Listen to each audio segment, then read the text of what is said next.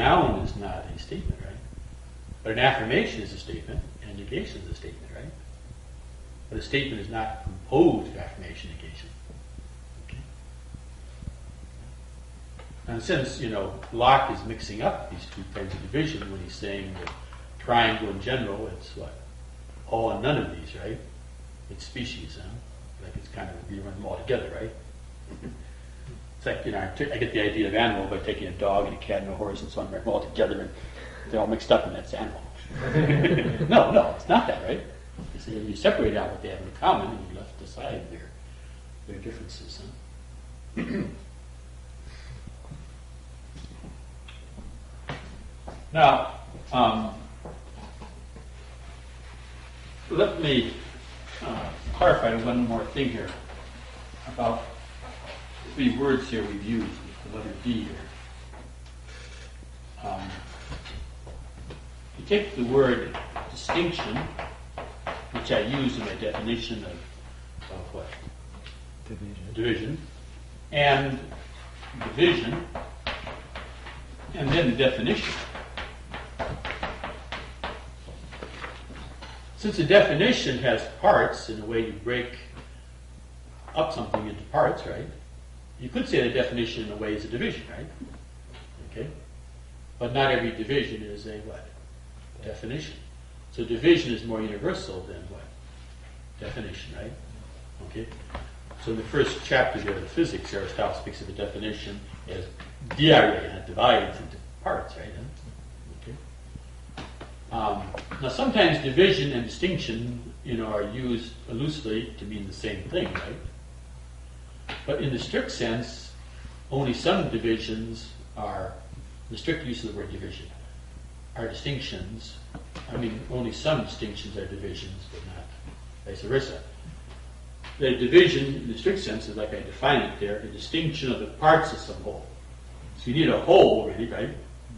In order to have a division, right? Okay? Right, distinction is the most universal, right? Okay, so every division is a distinction, but not every distinction is a what? Division, right? And sometimes I have talked here in the logic of the first act about those distinctions that are not a division.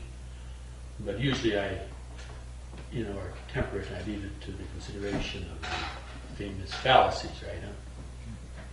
Because they are based upon the most fundamental ones, upon how we consider distinctions. Okay. And you'll see Thomas Aquinas say, sometimes use division, and distinction kind of interchangeably, but sometimes he's very careful about it, right? One place he's very careful about is when he talks about the Trinity, right? You distinguish between the Father and the Son and the Holy Spirit. You distinguish between the three of them, right? But is that a division? See? Well, he'll deny that this is a division, right? See? God is not divided into the Father, the Son, and the Holy Spirit, right? But nevertheless, that would imply that the Father and the Son and the Holy Spirit are somehow like a what? Part, right? In which case you'd be thinking of God as a composed whole, composed of the Father, the Son, and the Holy Spirit, and that would be a very serious mistake about the Trinity, right? Okay.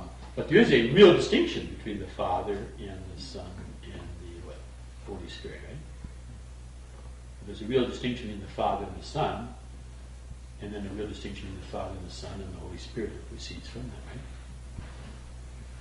So, distinction is really broader in meaning than division, right? Every division is a distinction, but not every distinction is a division. And so, when you distinguish the senses of a word, like we did the word before a moment ago, right? Or as we did distinguish the sense of the word whole, is that really a division, or should we call it a distinction, but not a division? Distinction, but you don't make up a whole. Or when you distinguish between the parousia and the gratuitants, right? The as such and the accidental and so on. Or when you distinguish between the simply and some respect, right? But certain distinctions are very important in thinking. But they're not really divisions in the strict sense. You only have a part there in the strict, the whole part in the strict sense. So applies. As I say, a lot of times we use the word division and distinction kind of interchangeably, because it's not somewhat the same thing, Can you say what is a distinction? between them. No, a distinction. What is it? Define a distinction. A division is a distinction from something. Yeah, well, basically a distinction, the basis of distinction really is opposition, right? You have to have some kind of opposition, so you have to go into a study of the four kinds of opposites, right? To explain distinction. Yeah. But in the case of division, you add something to that, right? The idea that what are being distinguished are really parts of some whole, right? Okay. So these are descending from the more universal to the less universal.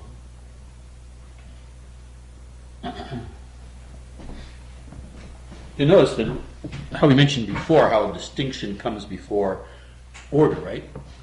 When Aristotle in the Categories and in the fifth book of Wisdom, before he talks about opposition, right? That's the basis of distinction. Okay.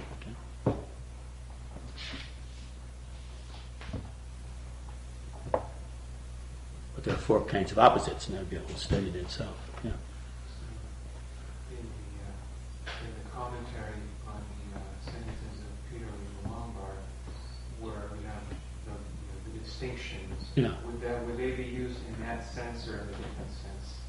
You mean for the Trinity, you mean, or what? Or for any of the parts in the commentaries on, treatises? Yeah, that's a little different sense there, I mean, involves making distinctions, right? You see? But it's like the word, speech and rhetoric, It's a little different sense than what we had in mind. Yeah. But they would involve it, a distinction in there, yeah. Sure, wouldn't it? Yeah. I was thinking more of the idea we're investigating the question, coming to a more distinct knowledge of whatever the question is about, right? Okay.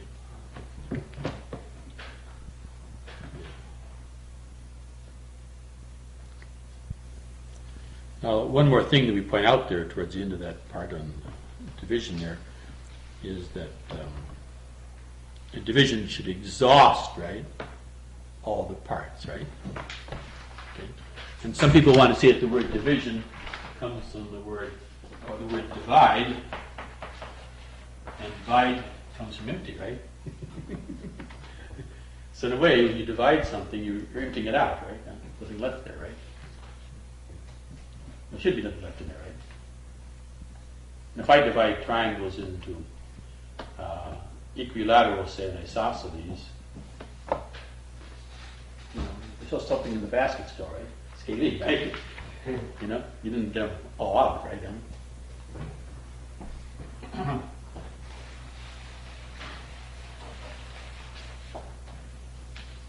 Now we come to my invention here.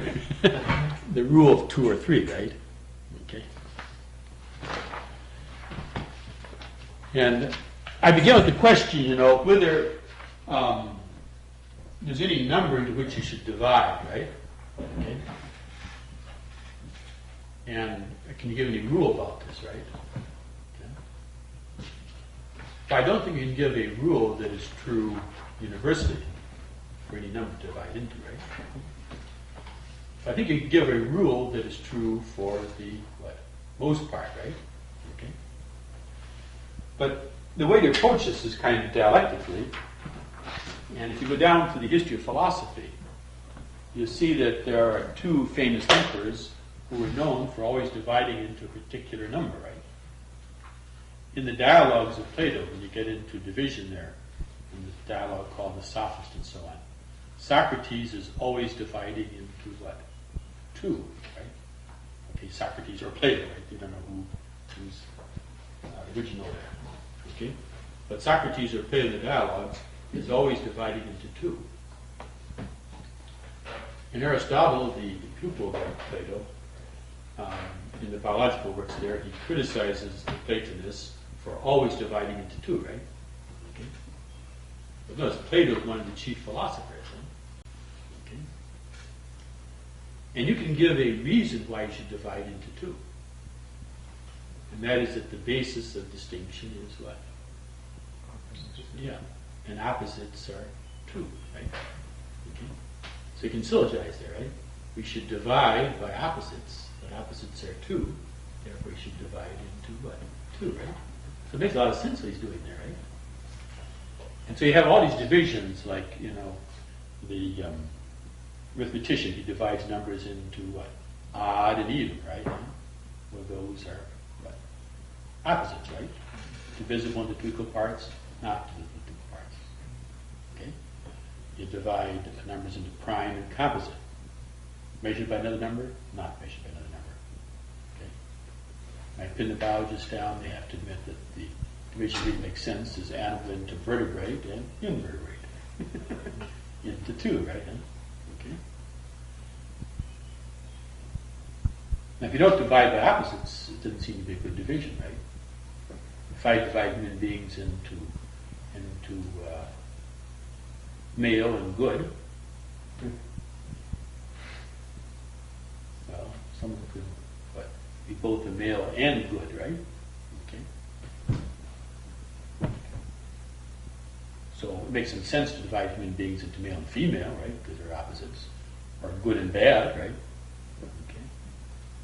But male and white. No, it's going to be male and white, right? So you got to have opposites, right? They can't belong to the same thing. And opposites are two, so there's a lot of truth in saying you should divide into two, right? Okay. But sometimes it seems more natural to divide into three, like when you divide a triangle, right? Into equilateral, isosceles, and scale, right? It's a little forced to divide into two, and then, you could, right away. But it seems more natural to divide it into three, right? Or the Greeks divided government into three, monarchy, oligarchy, democracy. Ruled by one, by the few, or by the many, right? Seems to make, sense, right? Nevertheless, as I say, there's a very good reason to divide into two, right? There's a lot of truth in what's people saying, and there are all kinds of divisions into two, right? As Aristotle criticizes them for always trying to divide into two, right? Now, the only other philosopher who's noted for always dividing into a certain number is Hegel, right? In modern times, 1770, 1831, right? In Hegel's system, he's always dividing into what? Three, right? Now, it's more difficult to give a reason for always dividing into three, right? But there's a sign which Aristotle himself gives, right, in the Book of the Universe, that three is the first number about which we say what? All, right? Okay? As we were saying before, when you divide, you want to have what? All the parts, right? And if three is the first number about which we say all, with two we just say both, right? You got to have all the parts. Well, then three would seem to be like, that's a sign, right? It's divided into three, huh? And some people see it too in connection with beginning, middle, and end. That seems to be all there is, right? It's a reflection of the Trinity in a sense. And Karl Marx says that as a young man under the influence of Hegel, who dominated the German universities, he always divided into three, right? And then after a while, he began to suspect that there's something kind of artificial and forced. He's kind of forcing things into three all the time. Maybe he wasn't always adapting himself to that, right?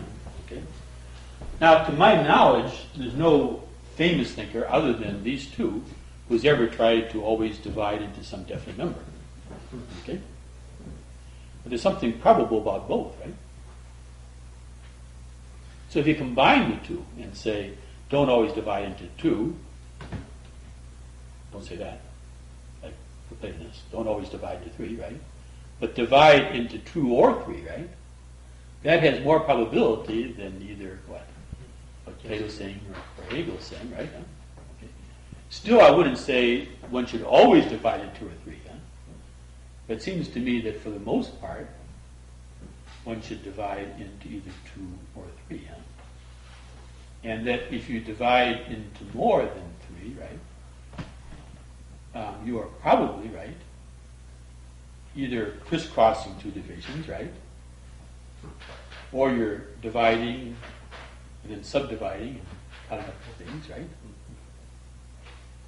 And so, inductively I see, that most divisions that are into more than 3 are a result, right, of one of those two things, right? And so when you analyze it, you have to divide, see how it's based on divisions into 2 or 3, huh? And sometimes they'll say Aristotle divides government into 6 kinds of government. Monarchy, tyranny, oligarchy, aristocracy, democracy, republic, right? It's 6 kinds of government, right? But really, he's combining 2 divisions, right? Division of government into good and bad, the name of the good of the whole or the good of the part. That's the one division. And then rule by the one, the few, or the many. And he crisscrosses those 2 divisions and you end up with what? 6, yeah. We saw Thomas dividing order into 4, remember that? Okay? But you examine more closely, and he distinguishes the order not made by reason, and then 3 orders made by reason. That's really a division into 2, isn't it? Order not made by reason, made by reason. They're opposites, right?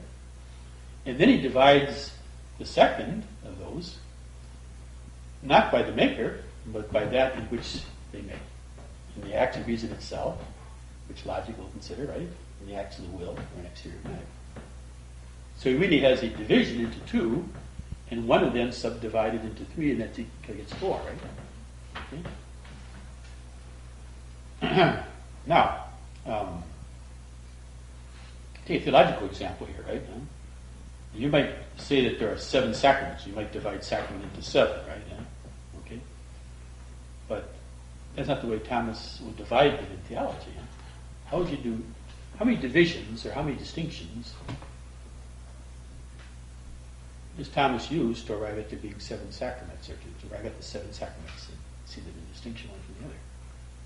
How many divisions do you use? 3. No. You use 5 distinctions, right? You divide what? The sacraments, are something sensible, right? And they have a certain likeness to the natural life, right? Okay. And the first distinction Thomas points out is that there are those who have to be fed and directed, right?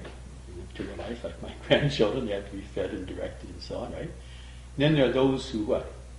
Propagate and direct these little ones, right? Okay? That's the fundamental distinction, right? And so he divides 5 of them against 2 of them, right? Okay? And the sacrament of matrimony and the sacrament of orders are analogous to what? Those who propagate and direct others, right? And then the other 5 to those in themselves, right? Okay? So that's a division into 2, right? You distinguish matrimony and orders against the other 5. The other 5 of them are ordered to the good of the individual, you might say, in himself, and the other 2 ordered to directing others, right?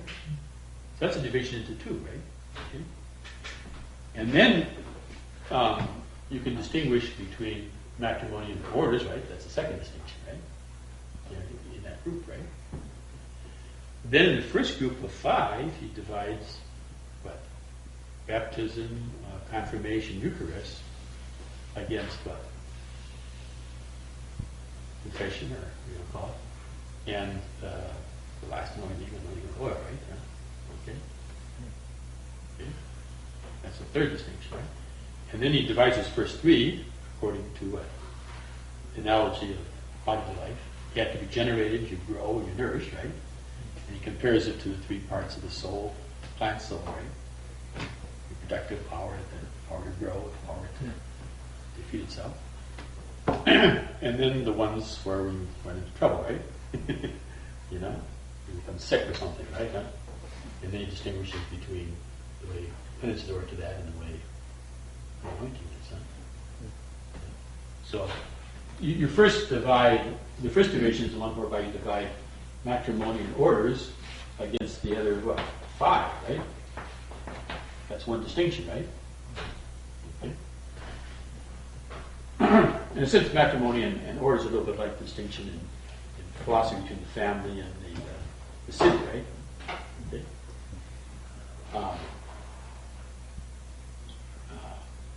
Then he subdivides those, right? And then these 5, he divides the 3 things necessary for the, spiritual life, according to the analogy, that's necessary for the body life. And then when the defect takes place, right? So he divides the 3 against the 2, right? And then he subdivides penance against the last anointing of oil. And then he divides these 3, right? Okay? So you've got 1 division, 2 divisions, 3 divisions, 4 divisions, 5 divisions, right? So in order to see distinctly the distinction of the 7 sacraments, you need 5 divisions, right? But notice, every division is into either 2 or 3. Okay. Now, if you wanted to, you can bypass that and then say we've got 7 sacraments, right? But you don't understand the 7 sacraments and their distinction and relation and so on, like you do when you go through these divisions, right? So how do you get from sacrament to these 7? So you're going to have to make 5 separate divisions or distinctions, right? And then you see exactly each one right. Just like when we went from names significantly of many things, right? When you go to the 5, there are 5 of them, right? But if you really try to understand why there are 5, you have to divide the 3 against the 2, right? And then proper and accident are distinguished, right? And then the other 3. So you have 3 divisions there where you get to 5, right? And even with the categories, Thomas, when he divides it, it's always into 2 or 3, right? That's how he gets the name, something said of individual substances, a reason of what they are, or a reason of something existing in them, or something outside of them, right? Okay. And then he subdivides the second and the third. It's always into either 2 or 3, right? So I think there's a lot of truth. There's a lot of truth in both what Hegel does and what Plato does. And in fact, no other famous philosophers tried any other number, right? But if you combine the 2, right? For the most part, Again, I don't say always. We notice how in dividing quality, Aristotle divides it into 4, right? And as I mentioned there, I worked for years on dividing Shakespeare's plays, and setting aside the 10 history plays, which has some special problems of classification, and divide the 27 plays there into 4 kinds. So I don't always divide it 2 or 3. I'm not a fanatic, right? I think there's an awful lot of truth in there, right? And for the most part, I think it fits, what you're dividing. But also, I think it fits our mind for the most part too. Our mind has a very hard time understanding division into more than 3. It ends up being what we call an enumeration and not a division, right? You see, I can enumerate more than 3, but. Do we now have a sense of Hegel's reasoning for his Well, it's there's a perverse imitation of the Trinity there. Pardon? There's a perverse imitation of the Trinity. Oh, really? That was his thing. Yeah. And then there's later on a perverse imitation of the Incarnation. In the in Hegel's opposite system, thing yeah. or whatever, Yeah. antithesis or Yeah. Oh, wow. You see, the Trinity, the Son proceeds from the Father, right? And then from the Father and Son proceeds the Holy Spirit, right? See, well, Hegel has a perverse imitation of that, right? Where he has the thesis being the antithesis, and then you have something new. negation, right? You have this thing, and then you have the same thing repeated, right? So it's kind of a bizarre imitation of the Trinity, and it's very genius, like very imaginative, right? But it doesn't really fit things very well. And then he does this for a while, and this is all mental. And then he suddenly jumps to matter. This is kind of a perverse imitation of the Word was made flesh, right? But understood in In the sense of which those heretics, say the Word was made flesh. That the Word itself became flesh, right? Yeah. Thought becomes matter. Then you have the union of thought and matter rising up in the spirit, to get the ego system, which is the culmination of all history, right? So, there's more theology there than philosophy, right? But perverse imitation of it. Yeah. Then right after him comes Feuerbach, right? And Feuerbach is a bridge between Hegel and Marx. And Feuerbach's famous work is The Essence of Christianity, right? Where he says the real meaning of Christianity is that man is God. So, it's really perverse what goes on in the modern philosophers. They could go on. But Hegel's really studied theological, right? Not Catholic circles, in circles and so on. But I think part of the problem with the modern philosophers is that they've given up the faith and they've given up, therefore, theology, right?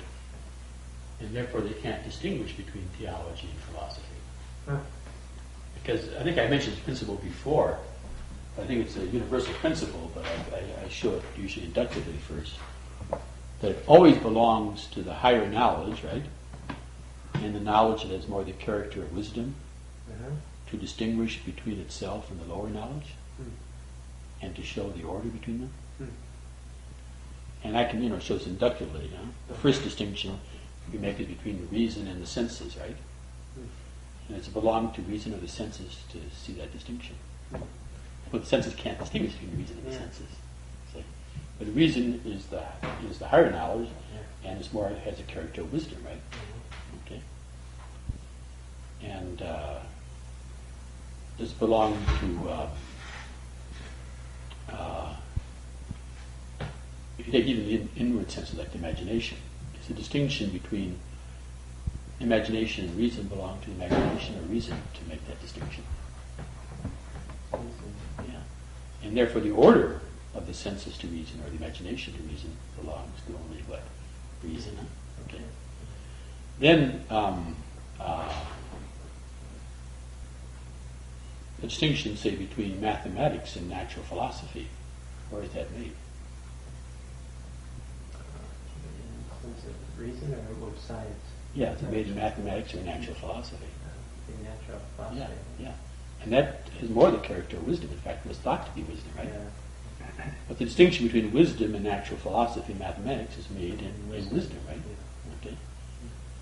So, if you compare theology and philosophy, theology is wisdom in a higher sense than philosophy, as Aristotle himself would agree if you knew about it, right? Because the great Greek philosophers all say that God either alone is wise or God most of all, right? So a theology that's based on revelation, right? Based on the Word of God, is a sharing of God's wisdom, has more the character of wisdom. It's like Thomas says in the first question, Summa, right? That theology, revealed theology, has more the character of wisdom than the philosophical wisdom. So therefore the distinction between philosophy and theology doesn't belong to philosophy, but to theology. And to show, therefore, the order of the one to the other. Right? So, now the Greeks aren't in the need to distinguish between philosophy and revealed theology because they don't have any revealed theology, right? See? And they don't mix them up, right? But the modern philosophers are in a civilization that was originally Christian, right? And where there's still believers around and where they're exposed to theology and so on. But in having given up revealed theology, the faith, and therefore theology, they've given up the very knowledge whereby they could distinguish between the two. And so they start to mix up the two, right? And they start to use philosophy also as a substitute for theology.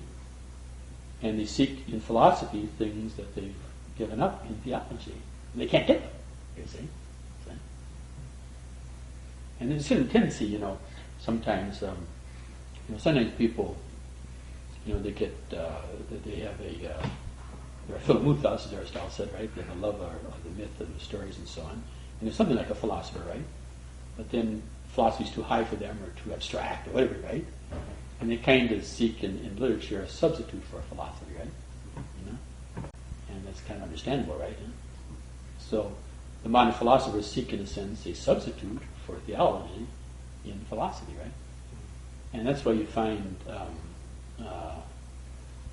the demands, say, the modern philosophers, they're always criticizing the senses, because the senses are an imperfect way of knowing, right? And the Greeks knew the senses were an imperfect way of knowing, but it becomes a chronic complaint of the modern philosophers, right? And they're demanding a certitude that doesn't in any way depend upon the senses. And as a human being, just naturally you can't get in like that.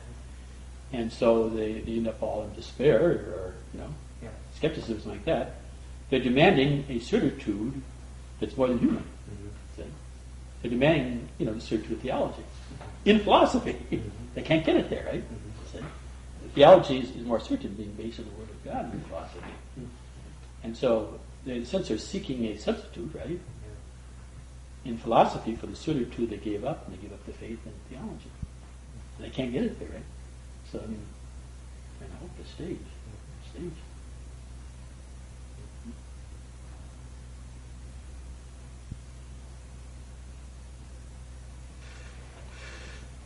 Plato in the dialogues, he's always distinguishing between rhetoric and what?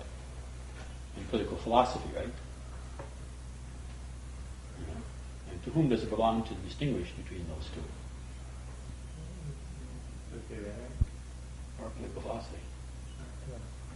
Yeah, it has more the character of wisdom, right?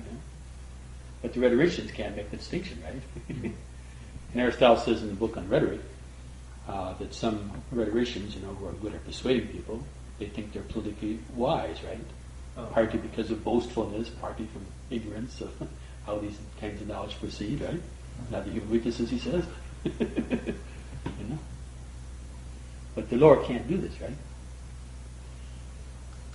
When he was distinguishing before between speaking properly and speaking metaphorically, right? Or figuratively, right?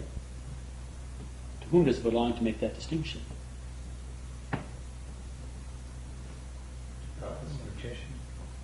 Yeah.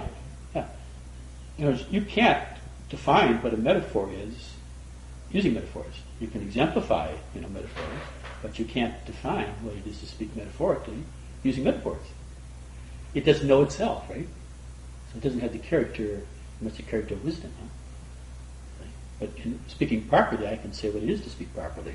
So I can define definition and so on, huh? Or when you distinguish between knowledge in words and statements and knowledge in mathematical symbols and equations, to whom does it belong to distinguish between those two knowledges?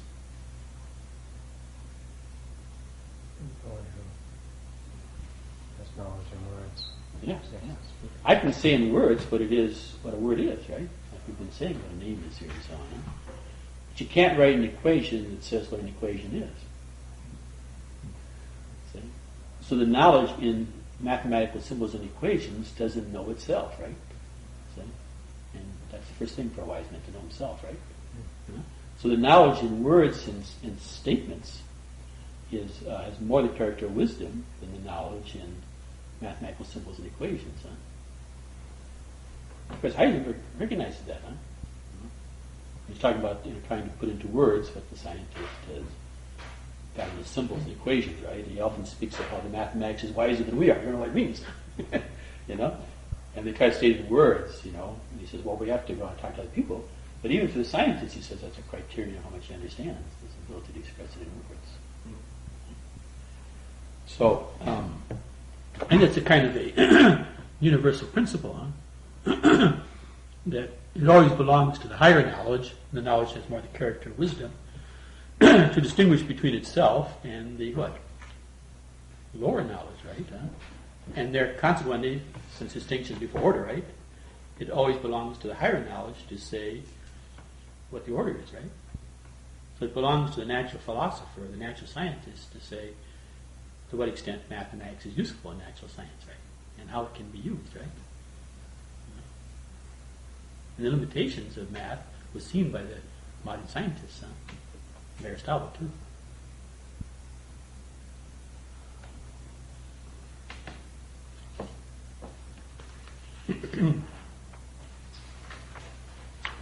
So that kind of covers this kind of in a way, huh? Now let me give you I'm going to be away for a little while, I've got grandfatherly concerns, right? And I'm going away this Thursday this week, and I'm coming back on the 31st, right? So, yeah, I'm probably getting late that day, yeah. So, you have to be the following week, okay? So that'd be the first. Yeah, okay. Let me give you the text here on the statement here, which is the easiest part of logic, the art about statements. Huh?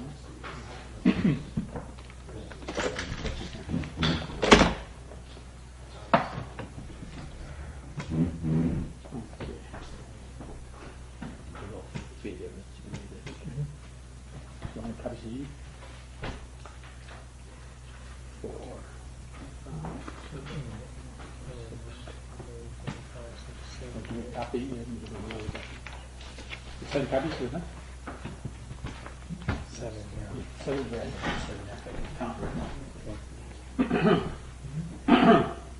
So we'll start with this statement when I come back then. Okay? Okay. God, our enlightenment, guardian angels, strengthen the lights of our minds, order and illumine our images, and arouse us to consider more correctly. St. Thomas Aquinas, Angelic Doctor. Pray for us. And help us to understand all that you have written. In the name of the Father, Son, Holy Spirit. Amen. So, logic is the art that perfects three acts of reason. Understanding what a thing is, understanding the true or the false, right? And then reasoning. Okay. But more precisely, you might say that it's about the tools, right, that perfect these three acts. So definition of what a thing is the chief tool perfecting understanding what a thing is. And statement is the tool that's necessary to understand the true or the false. And the syllogism and the lesser kinds of arguments are the tools for reasoning. So we just finished the consideration of definition. But to consideration of definition, you have attached a consideration of division, right? Okay. And in a way, in a definition, there is a what? Division, right? But there can be a division without a what? Definition. So division in some way is more universal than definition. So the division of a composed whole into its parts and the division of a universal whole into its parts, like a genus into species, those two divisions are not definitions, right? But when a man defines square and he, in a way, breaks apart, you might say square into equilateral and right angle and quadrilateral, there's a kind of a division there, right? But there are at least two kinds of division that are not at all a definition. And they're very important, right? For thinking and every reasoned out knowledge. And that is dividing an integral whole, a composed whole, into its parts, right?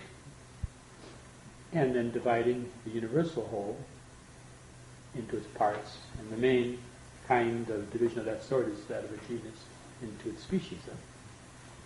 So we'll be dividing, for example, statement into noun and verb, which is a division of a composed whole into its parts, right? And we'll be dividing statement into affirmation, negation, which is a genus into its species. We're also going to be defining statement, which is, in a sense, breaking it apart, right? Okay. Now, I think the word distinction, too, you could bring in here, right? Because distinction is even more universal than division. Every division is a distinction, but not every distinction is a what? Division, yeah. In the strict sense of the word division. Division is a distinction of the parts of some whole, right?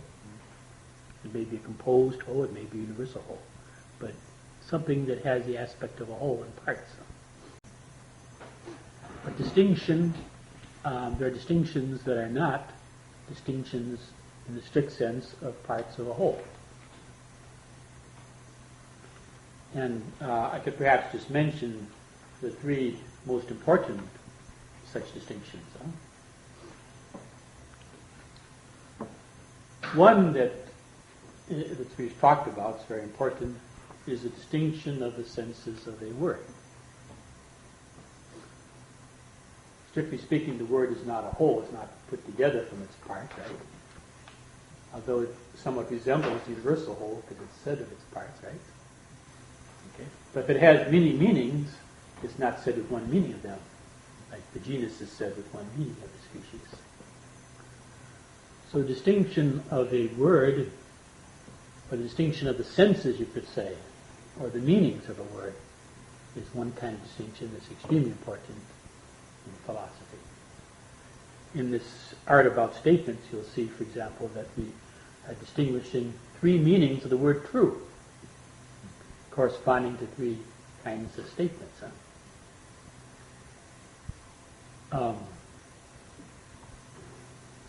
When we talked about the categories, the word being, the word thing was distinguished into a number of meanings.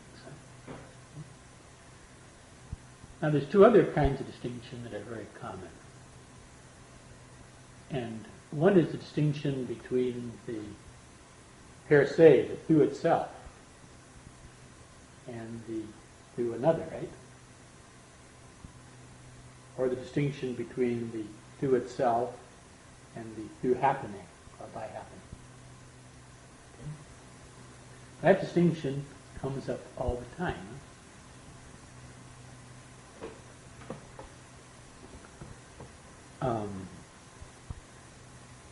Very basic.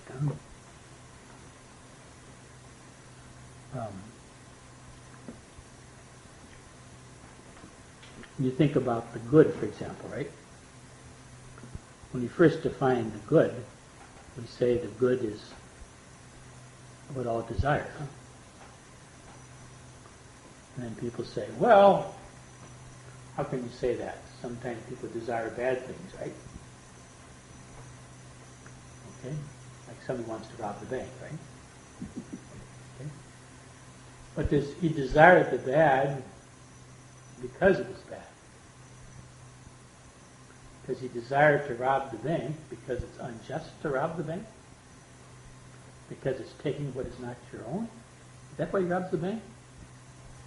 No. He desires to rob the bank because it increases the money in his pocketbook, right? Does the kid who drives his car, too fast, does he want to what? Yeah, wreck his car or something, right? No. But this appears to be a way of having a good time, right? It's actually the way to have a bad time, right? When someone says to you at the party, do you want another drink? And you say yes. And after you consume this last drink, you just don't feel too good. And you have to excuse yourself. Did you want to drink something that's going to make you sick to your stomach? No. But that drink seemed to be what? A way of continuing the good time, or increasing the good time. It was actually a way of ending the good time. So you didn't desire it insofar as it was what? Bad. But you desired the good as such, and not the bad as such. So that distinction can be very important, say, in that example you can see.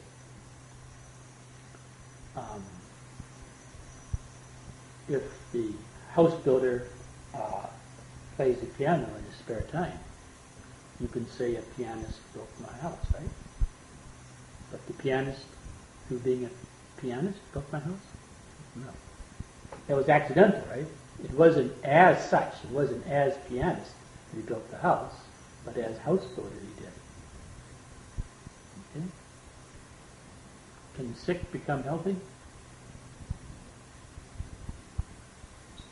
Can the sick be healthy? That would be a contradiction, right? So if the sick cannot be healthy, they can't come to be healthy, can they? Huh? So if you're sick, you're always going to be sick, right? Well, it's not really the sick as sick that can be healthy, right? It's that to which sickness happens, namely the body, that can be what? Healthy. Huh? So it's the body as such that becomes what? Healthy. And when the body becomes healthy, it'll still be a body, right? But if the sick becomes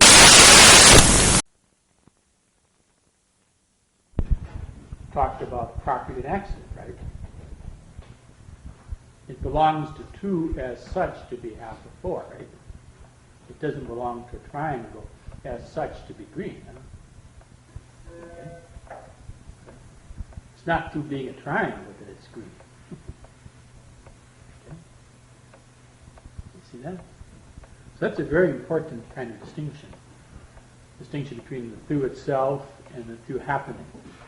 Sometimes you see the Latin per se and preceded, right? Kath auto in Greek, right? Kath bibikos. Okay. But sometimes we translate it as such instead of through itself, right? There's a similar distinction, it's not exactly the same. What is through itself and what is through another, right? And we were speaking about how some statements are known through themselves and other statements are known through other things, right? When we say some things are good through themselves, like the end, and other things are good as a means to something else. The goodness of medicine, in a sense, is through the goodness of health, right? The medicine itself is good, unless it tastes good. Now, the other distinction is the distinction between what is so simply and what is so in some qualified, diminished way. Huh? Again, we give a couple examples of that distinction.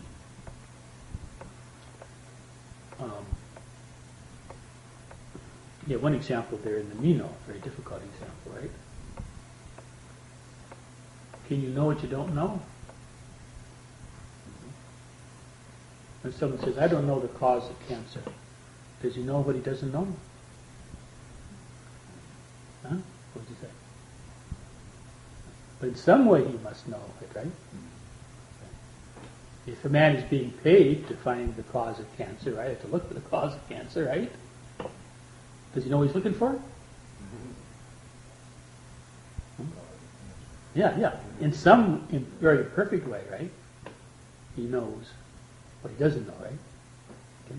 And that's the problem, that Meno raises there, right? How can you and I, Socrates, go looking for what we don't know? You know what we're looking for. But in some way you'd have to know that, right? There's kind of exchange between Kant and Hegel, right? Kant says we can't know things in themselves, and Hegel's saying, why are you talking about them then for? Okay?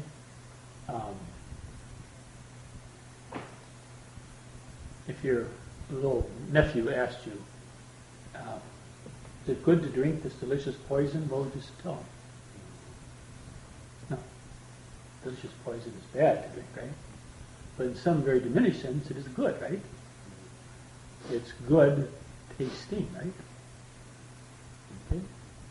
Robbing the bank in some way is good, right? Although simply speaking, it's bad. Huh? They tell the students most every day we're doing something bad because in some diminished sense it is good. Or we're not doing what is good because in some way it's bad, right? No matter how good something is, it prevents you from doing something else that is good, right? So in some sense it can be considered as bad, right? Now usually, I've done both. Sometimes I've talked about those three main kinds of distinctions that are not divisions, the logic of the first act. But sometimes I leave them for the logic of the third act because there's three most common kinds of mistakes that are made in reasoning. And one comes from mixing up the senses of a word. And another comes from mixing up the per se and the preceded, the as such and the accidental. And the third one is for mixing up what is so simply and what is so in some respect. Okay? Meno would actually make that mistake in the dialogue. And when Socrates tries to answer him, he makes the same kind of statement. So it's very striking that both of them make the same kind of mistake. One is trying to answer the other guy's mistake. Because Meno's saying you can't know what you don't know. Anyway, right? And therefore you can't be looking for it. Not realizing that what you don't know, you can know in some respect, right? An example I always give in class there, but in a larger class than this, I'll say, how many students are in class today? I don't know, right? But I could direct myself to knowing the number of students in class with the greatest of ease. I know exactly how to get there. And the way I get there is by what? Counting, right? Okay? So then I count the students in class. Let's say I get 27. Now, I got to 27 with the greatest of ease, didn't I? I knew exactly how to get there. How did I know how to get to 27 if I didn't know I was looking for 27? Well, in some way I knew 27, right?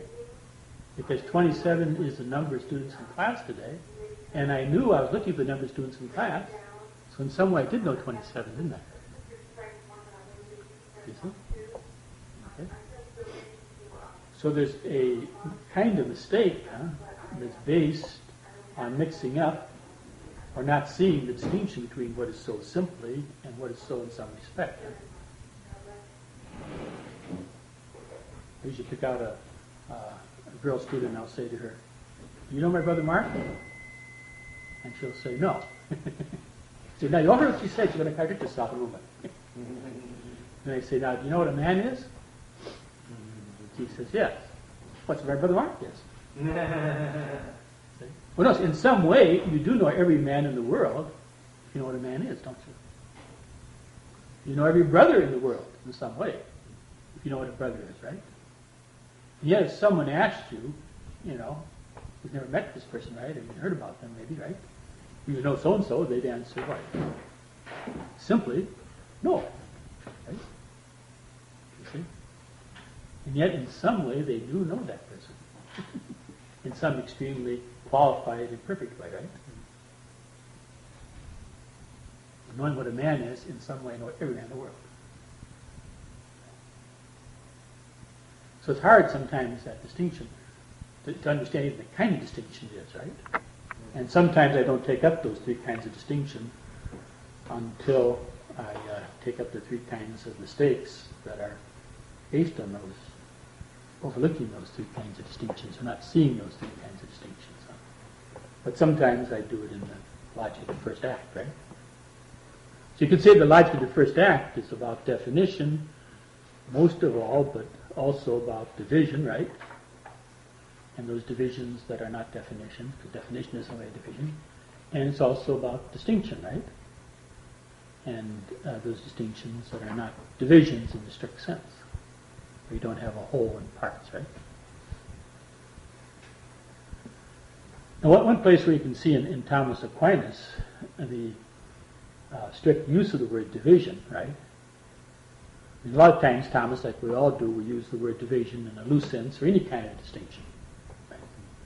But sometimes you'll use the word in the strict sense, where it's a distinction of a whole into its parts, right? Like when he's talking about the Father, the Son, and the Holy Spirit. There's a real distinction between the Father and the Son and the Holy Spirit. But Thomas will always deny that you should speak of a what? Division, right?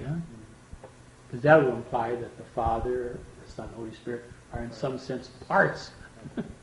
And part always has the idea of something what? Incomplete, imperfect, and so on, right? So we shouldn't really speak of the division of the Father, the Son, and the Holy Spirit. Even apart from the other connotations the division might have, but there could be conflict or something. But I mean, simply the idea that there are parts, right? That gives you entirely false understanding of Father, Son, Holy Spirit. But nevertheless, there is a distinction between them, right? Okay.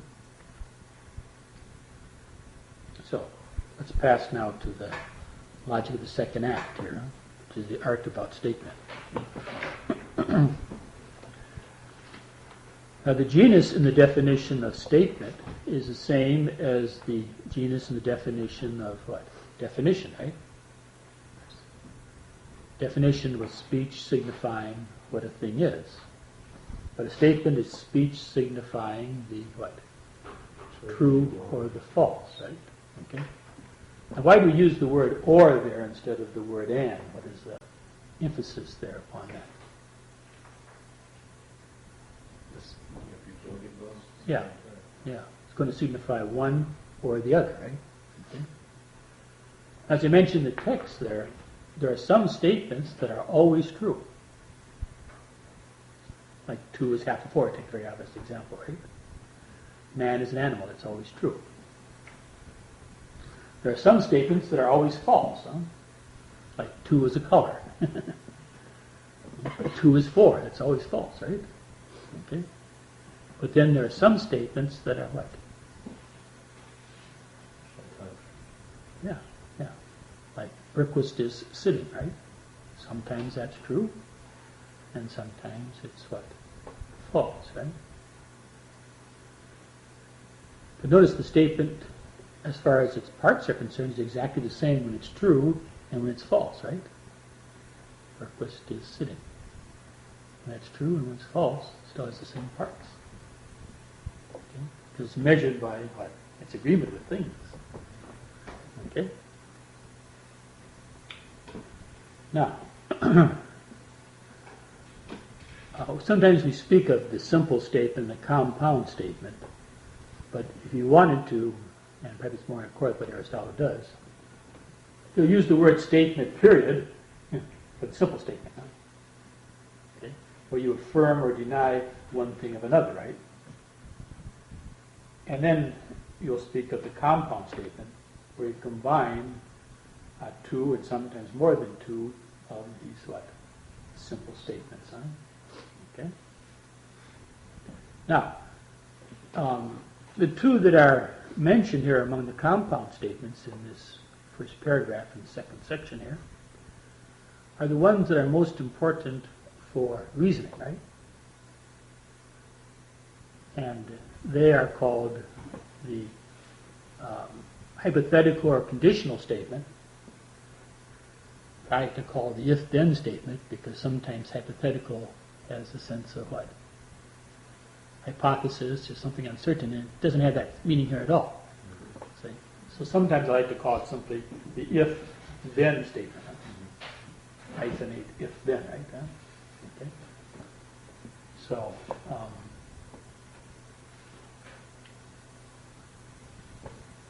that's going to combine 2 simple statements, right? Joining them by if and what? Then, huh? Okay.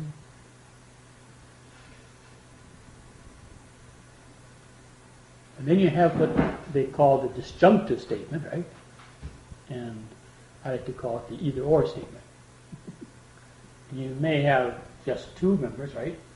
Like every number is either odd or even, right? Okay.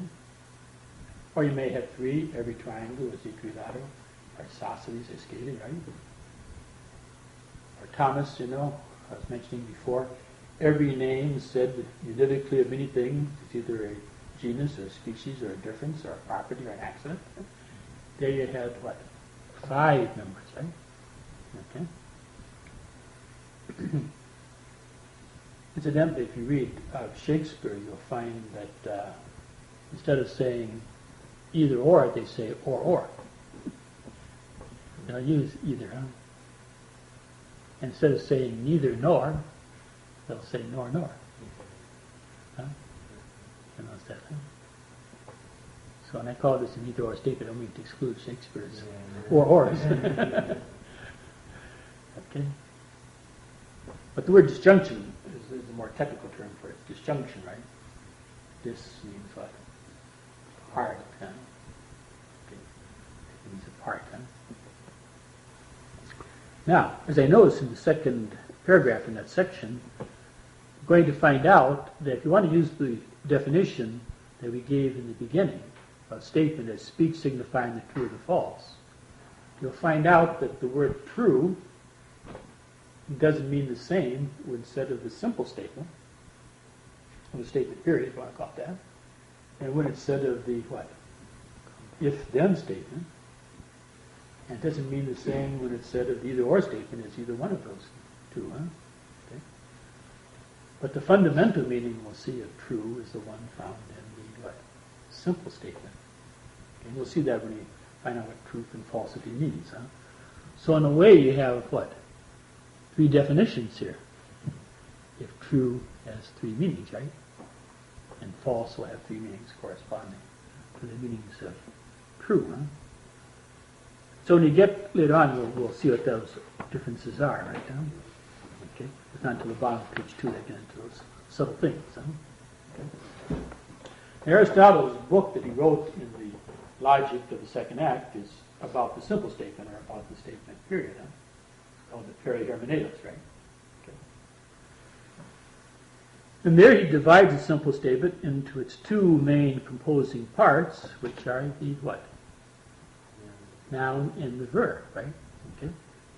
Now, I think I mentioned before how in Greek and in Latin, they don't have a separate word for name and what we might call noun, right? Okay. So in English, though, we can use the word name for something more general than noun or verb. Huh? But in Greek, they'd have onoma for name, and for noun they'd have onoma. In Latin they would have nomen for name,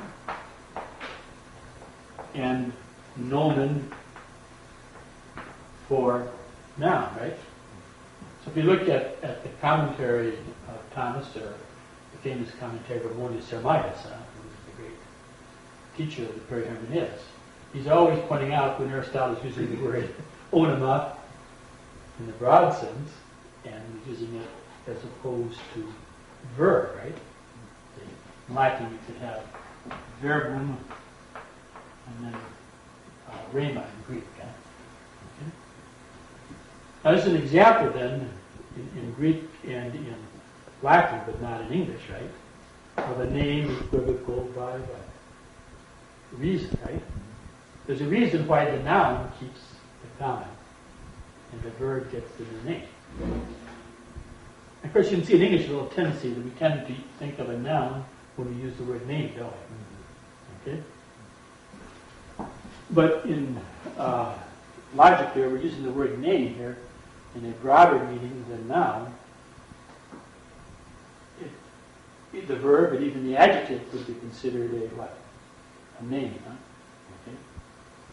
And we defined name before, right?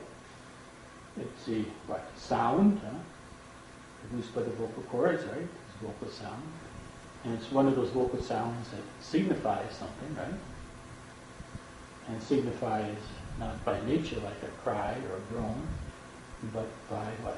Custom or by human agreement. And no part of which what? Signifies by itself. Well, if you say man walks, man is a vocal sound, right? Signifying by human agreement. No part of which signifies by itself. And walks is also a vocal sound, signifying by custom, right? No part of which signifies anything by itself. Huh? Okay? But what is the difference between the noun and the verb? Huh?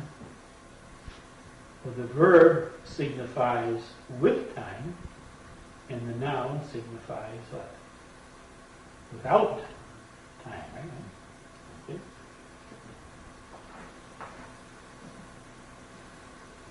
Now, sometimes, people, when they talk about noun and verb, they'll say, a noun is the name of a person, place, or thing. You heard that? Mm-hmm. That's not really correct, huh? Because take the word action, you see. Is that a verb or a noun? No. Noun. Okay. So, it's not the name of a person, place, or thing. If you're thinking of an action, it's something different, right? So although we do tend to think of the verb more with motion and action because it signifies with time, and every motion and action takes some time, right? It's not really correct to limit noun, right? But when I say action, as opposed to acts or acted or will act or something like that. Acts or acted or will act signifies with time, right? Either the present or the past or the future. But action, past, present, future, doesn't signify with time, right? Huh? Okay. Time itself would be a what? A noun, right? Doesn't signify with time, right? Okay. So you see the difference here between the noun and the verb, huh? But the verb is also a sign of something said of a what? Of another, right? Huh? And that's why we can sometimes want to divide the verb into what is and what is said of another, right? Huh? Okay. So instead of saying man walks, you might say man is a walker or something of this sort, right? Man is something that walks, right? And then we separate out what is being said of another, right? Huh? Okay. So sometimes they divide the statement into the subject and the predicate, which is merely the Latin word for said of, right? And then the sign joining them, right? Or sometimes separating them, right? So you say man is not, let's say, a stone. Okay? And you call this part here the copula, although that really fits more the affirmative than the negative, right? Huh? The word itself, because you're joining them in one case, other case you're what? Separating them, right? And rather than, so it's a little bit forced that use the word copula, but they use that for the is or the is not, and maybe in the past or the future as well.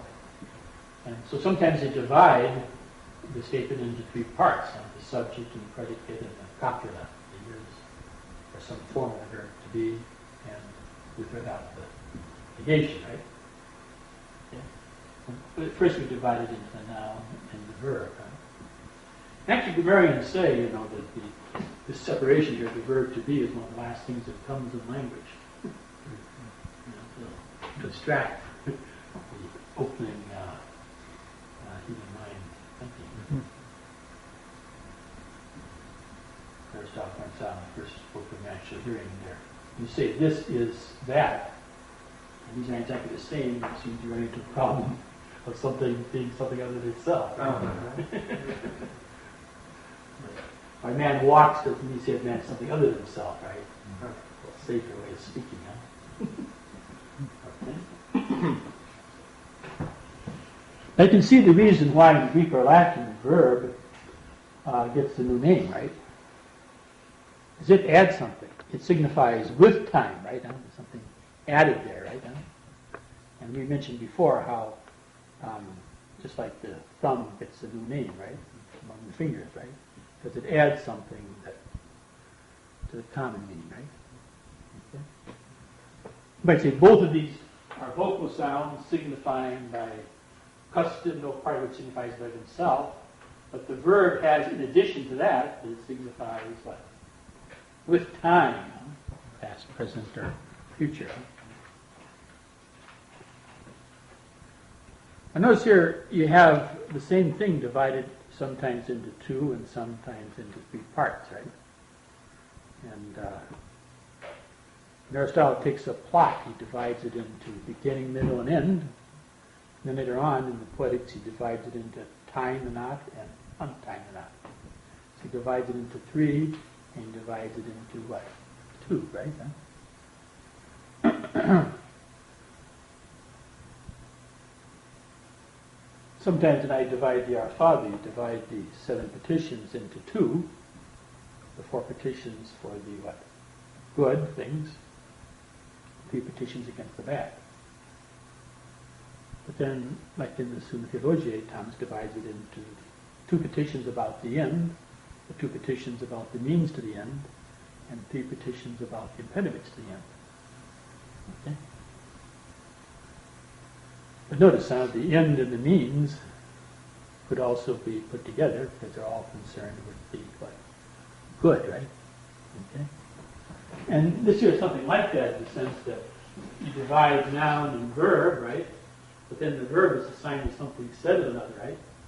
And then you kind of break that apart to make it more explicit when you say what it is that it's saying is something else, right? Or what it is that it's denying in other cases is something else, right? Now notice that this is a division of a composed whole. You use sometimes the language integral whole, but I think composed whole is a better way of naming it. But a composed whole, right, is put together from its parts, but it's not set of them. So a noun is not a what? Statement. A verb is not a statement, right? Man, true or false? Well, I put down the true or false things there. You need to know the answer, right? Walks, true or false, right? But if you say man walks, that's either true or false, right? Man, true or false. Stone, true or false. If man is a stone, or man is not a stone, one is true and the other is false. Huh?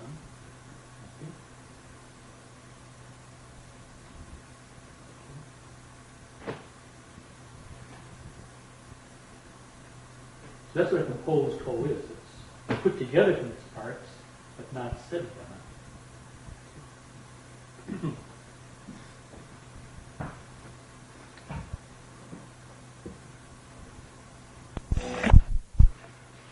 Let's go back to that first thing. I kind of overlooked something there that I should have. Go back to the definition of statement.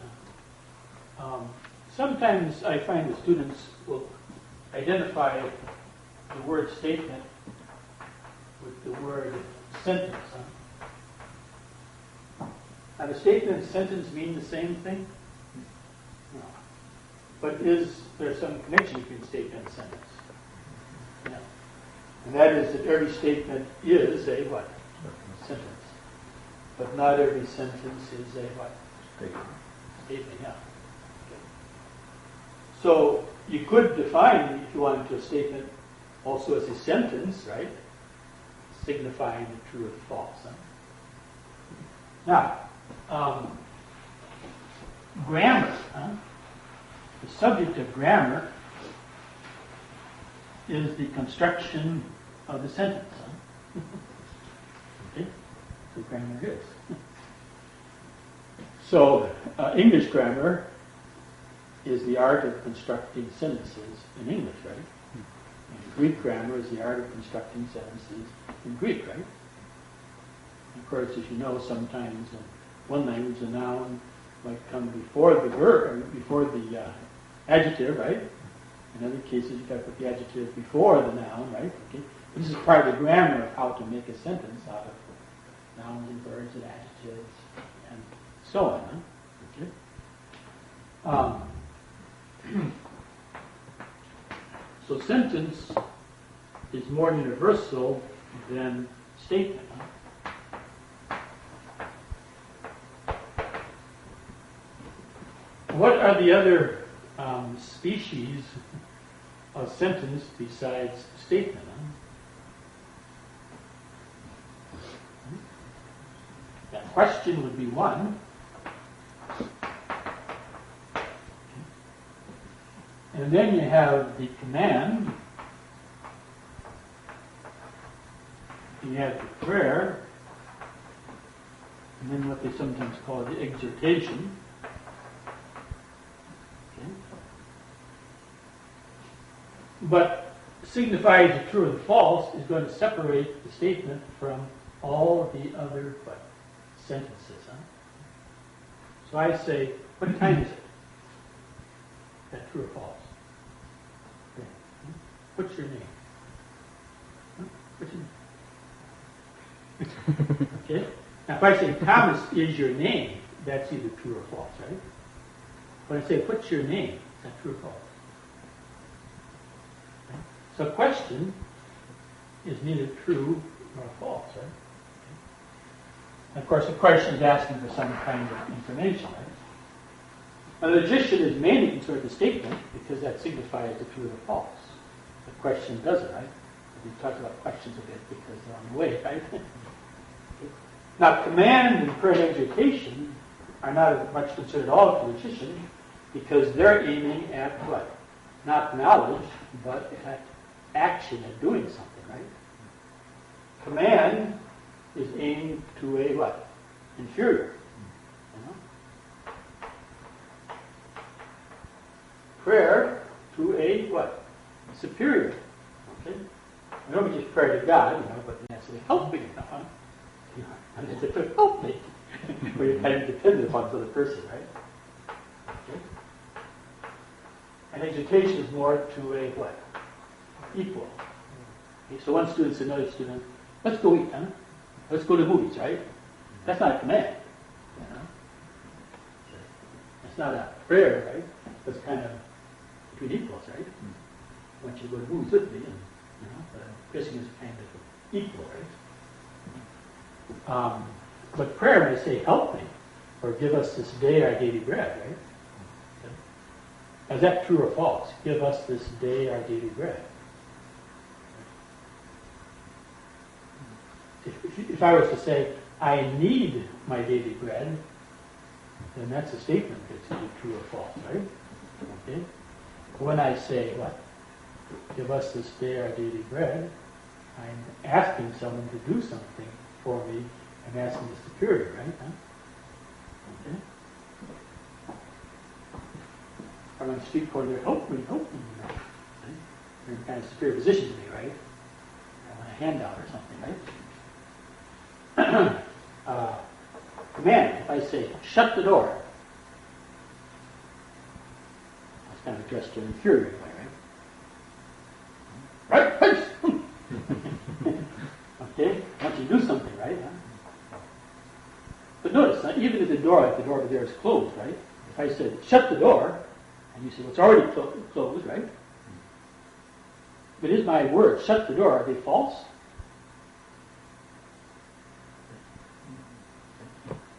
The fact that I commanded you to shut the door might be a sign that I think the door is open, right? And that's a positive draft, whatever it is, it's bothering me, right? Okay? But shut the door is not, strictly speaking, true or false, is it? If I say the door is shut, or the door is not shut, the door is open, then those are statements that are either true or false. But shut the door is either what?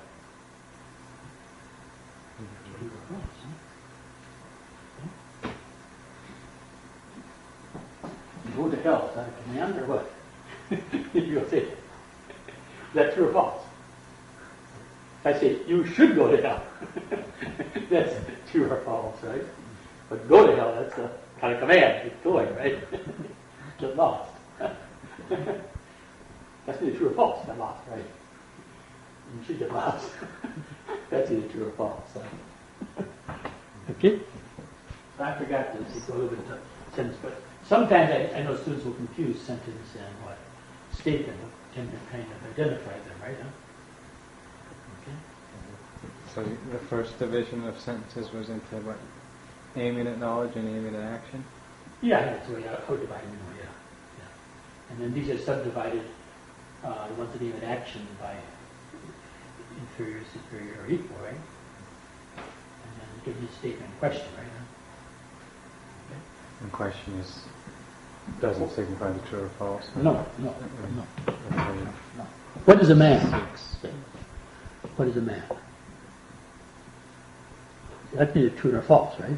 But if I say man is a four-legged animal, that's either true or false, right?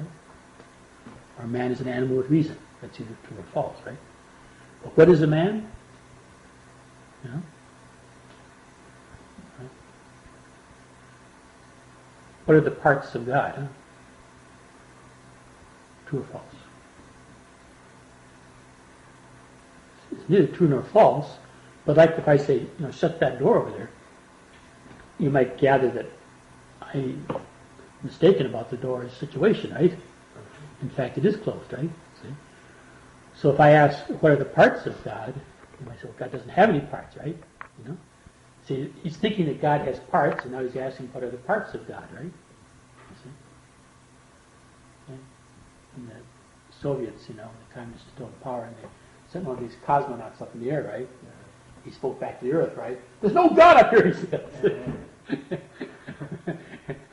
Well, you're thinking, where is God? In what place is he, right? Well, God is not in any place, huh? The body is not in place, right? Okay. So if I ask you what place is God, you can say, well, that question proceeds from a false understanding, right? That God is in some place, right? That's false. But in what place is God? That's neither true nor false, right? You see that? Okay. Okay, so let's go back now to the second page here, right? And we divided the simple statement, the statement period, into its composing parts, noun and verb, or subject and predicate and copula. Now he's going to divide it in the other way, which is a genus into its species, okay? And that is the division of statement into affirmation and negation.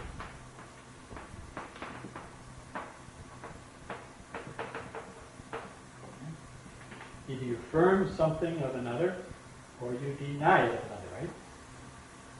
Okay? My hearts always look like these, huh? Okay. Not as bad as that right on the board, and I can't, the students can't read it, you know. So familiar to me, I would recognize that, huh? Okay. So this is a division now of a genus into its species, huh? And this is a division of a universal whole, therefore, into its parts. And universal whole is said of its parts, but not what? Put together from them, right? So an affirmative statement, an affirmation is an affirmative statement. It's a statement. Man is a stone, right? Man is not a stone, right? Man is an animal. Man is not an animal, right? They're both statements. But statement is not composed or put together from these two. Okay? Statement is put together from a noun and a verb, or from a subject and a predicate, and the copula is or is not. You see the difference? You're looking puzzled there. Well, I'm thinking about would you call those subjective parts? Because of the use of the word subjective, As like the virtue. I usually call them sometimes subject parts, yeah. Okay? Because subject is something of which something is said, right? Subjective have all these crazy connotations in contemporary modern thought, right? Subjective and objective, right? Yeah, I don't get that way of thinking. So I call it subject parts, right? That's what I was thinking. Yeah. Just like we talk about scripture there, remember? And how do you translate the sensus literalis? Okay. Well, they translate that in English, literal sense, right? That would seem to exclude the metaphorical one, right? But you read what Thomas says, the metaphorical sense is the sensus literalis. You say, the Lord is my rock. The sense of the letter is, that is, my foundation, so on, right? So literal sense in English has a different meaning than sensus literalis. It's more narrow, right? Right? Opposed to the figurative sense, right? Mm-hmm. The sense of the letter, you say the Lord is my rock, it's not that God is a rock. It's said metaphorically, and therefore the meaning is not the meaning of the word, but the meaning intended by the speaker. Huh? Okay? So he calls God a rock, not because God is a rock, but because, like a rock, he is what? Firm. Okay?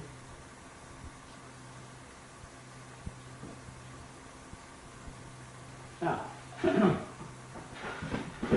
which of these two divisions should one give first? The division of a composed whole into its parts, or, if it's also universal whole, into its subject parts.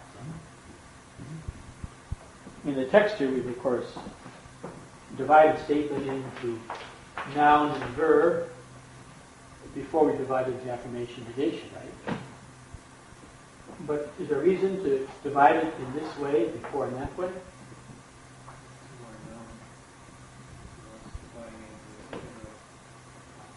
Okay. Does this in some way contribute to understanding that? Because the affirmation is joining the subject and the predicate. Yeah. Especially so the division we made into subject and predicate and then the copula, right? The copula can be saying is or is not, right? You see kind of the basis of this division, right?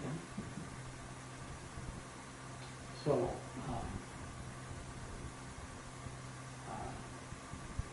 is that always true or usually true that you should divide a whole into its composing parts before its subject parts? Because you see, a reason out now you're considering something universal, right? So it's both a composed whole and a what? Universal whole, right? You take, for example, you talk about the atom here, right? You can divide the atom into the periodic table, right? You have 92 or begin with, I guess, 100, right? You got things like hydrogen and oxygen and nitrogen and so on. Okay? You divide the atom into, let's say, the nucleus and the electronic shell, let's say, right? Or you divide it into the proton, neutron, electron, something like this, right? But would you divide it in these ways first, or into hydrogen, oxygen, and nitrogen, and so on? What did you do first? Those fall into variable parts. Yeah. You need to know that to do the table. Yeah, in order to understand some division, right? The first one seemed to help you to understand it. Huh?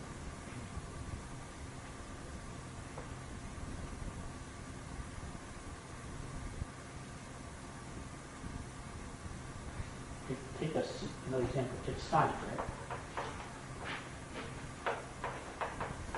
The sonnet, what are the two species of sonnet?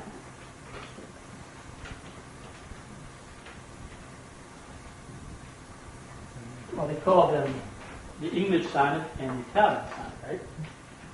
Or they call this the Shakespearean sonnet and the Petrarchian, because they are the same thing. Okay? Now, sonnet is a poem in what? 14 lines. Okay? This is a division of the sonnet into what? Its composing parts. Now, notice the difference between the two. The universal whole is said of its parts, but not put together from it. The composed whole is put together from its parts. The sonnet is put together from 14 lines, but sonnet is not said of those parts. Otherwise, you have 14 sonnets here, right? Okay. So, which of these divisions should you make first?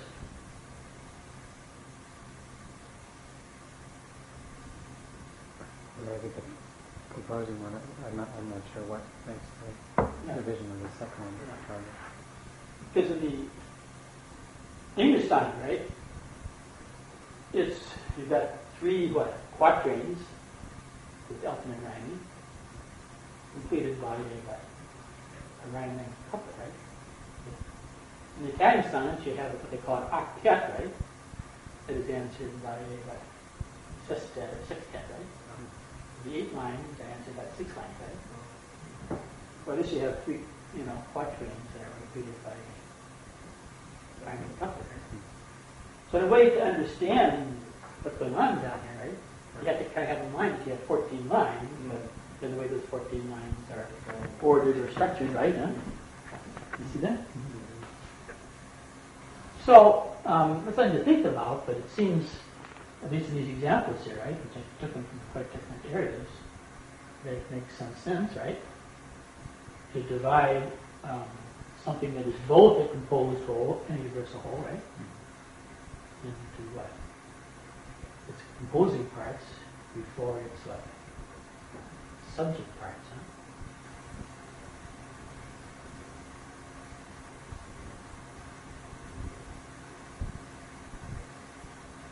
You can divide it both ways, right?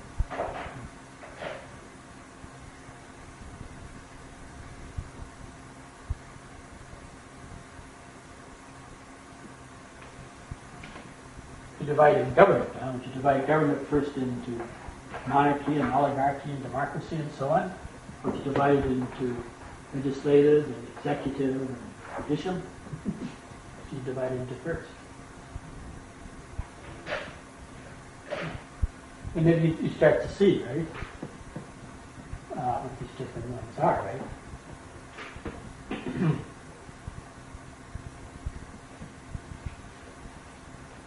Parliament of 88, right? It's quite different from Parliament today, right? King was the dominant thing there, right? In 1088. Parliament. Edward Wright had a leave right when he married the divorced woman, right? And so on, I wanted to marry the divorced woman, right? And then he broke his throne, right? So, Parliament seems like going along with it.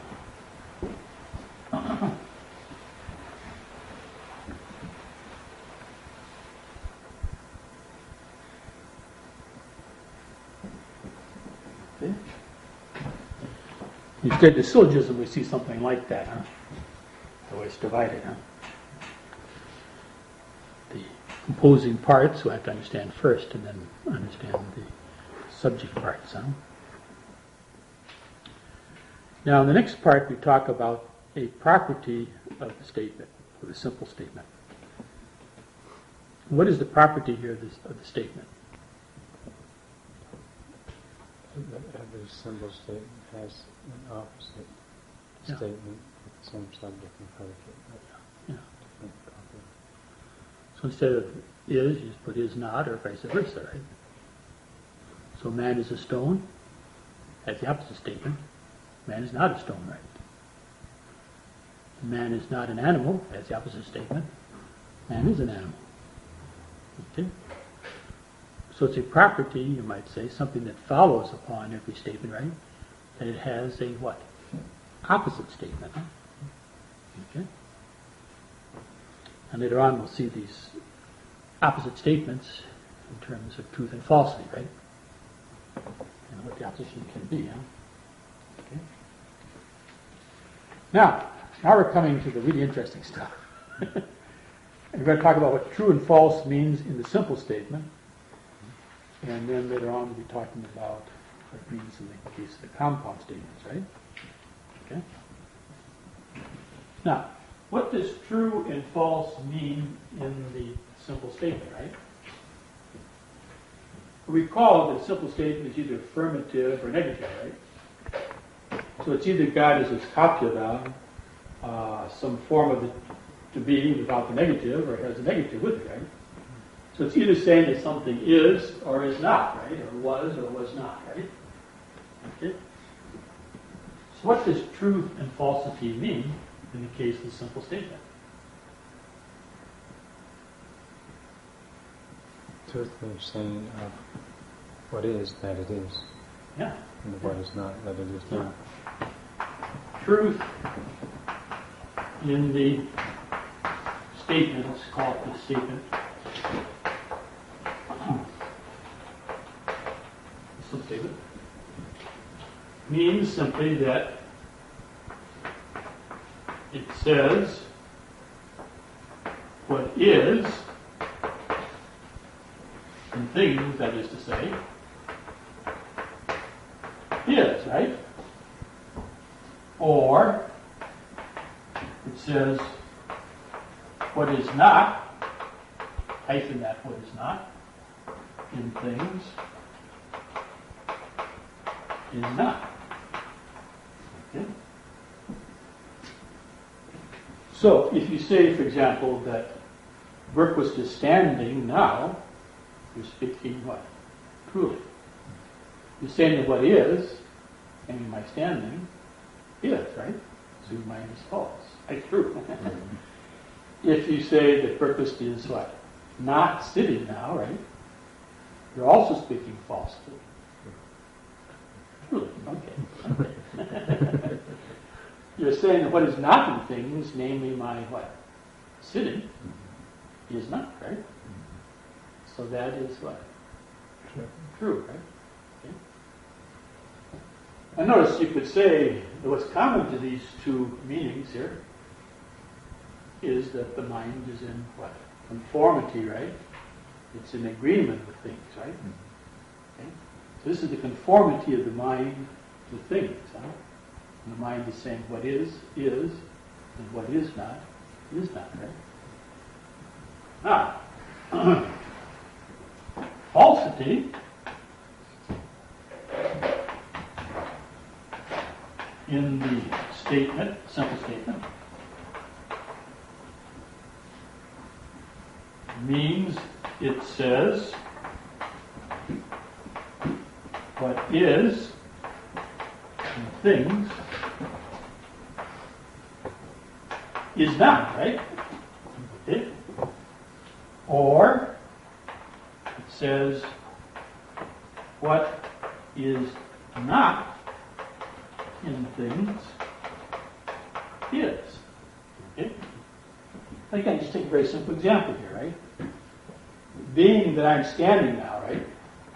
If you say Berquist is not standing, when he is standing, your mind is speaking falsely, right?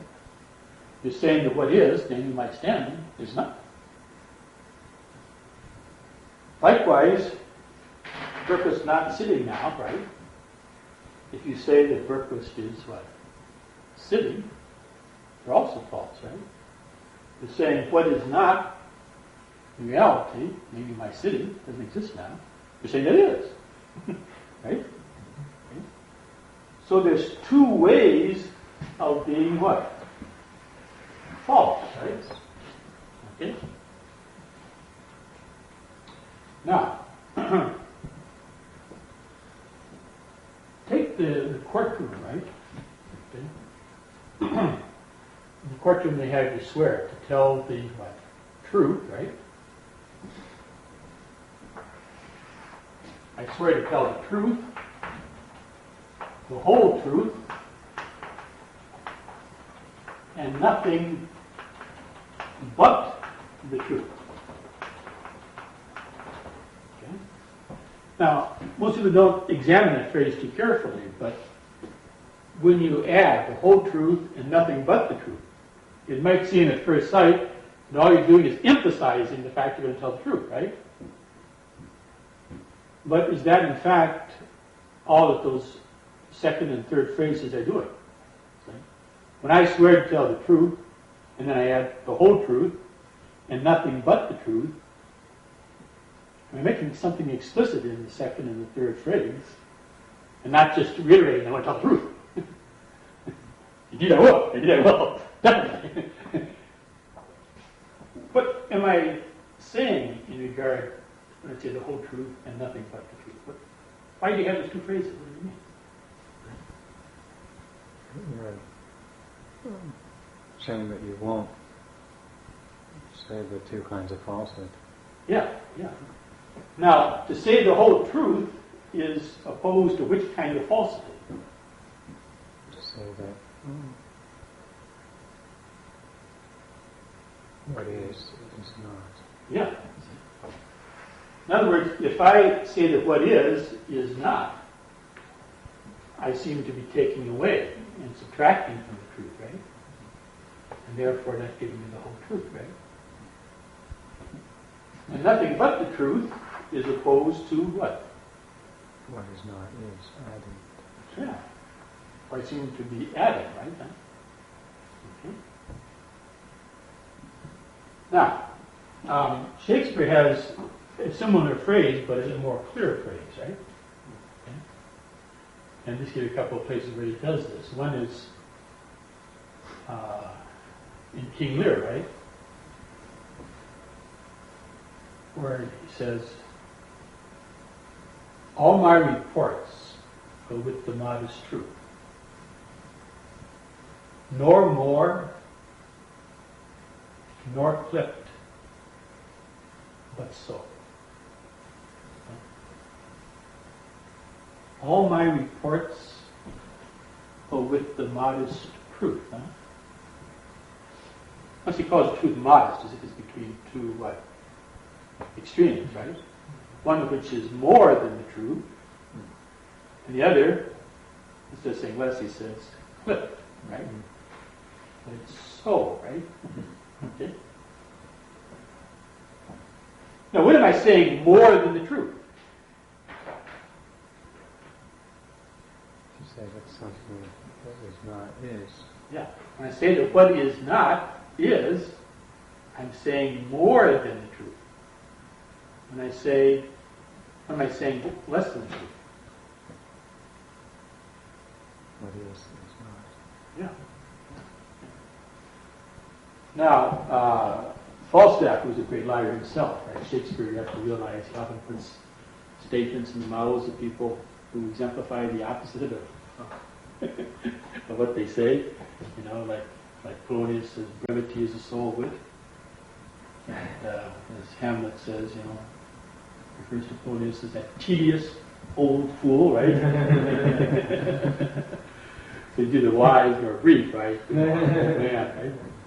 And so likewise, Falstaff, the great liar, says, if they say more or less than the truth, they are villains, right? And the sons of darkness. But they're using the phrase more or less than the what? Truth, right? Huh? Yes, the same triple phrase in Othello, huh? Where he says, you know, he's talking about a soldier, right? You know, if you say more or less than the truth, you're not a soldier, right? Okay. Now, let me exemplify that with a nice cartoon example here, which is my bargain example, right?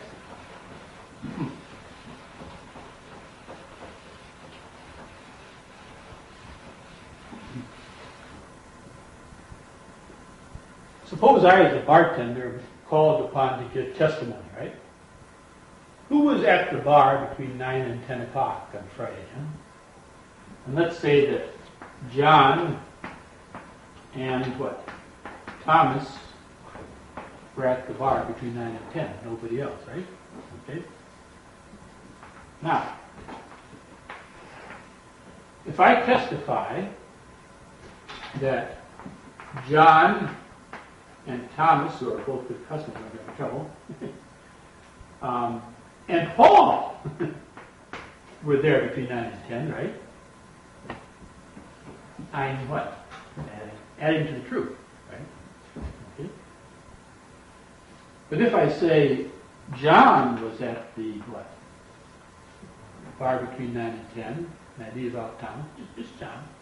Just John was it, doesn't get questioned. Now I'm what? Subtracting from the truth, right? Okay. And notice that's more concrete than more abstracting. Here you're saying that what was, right? You're doing the past now, right?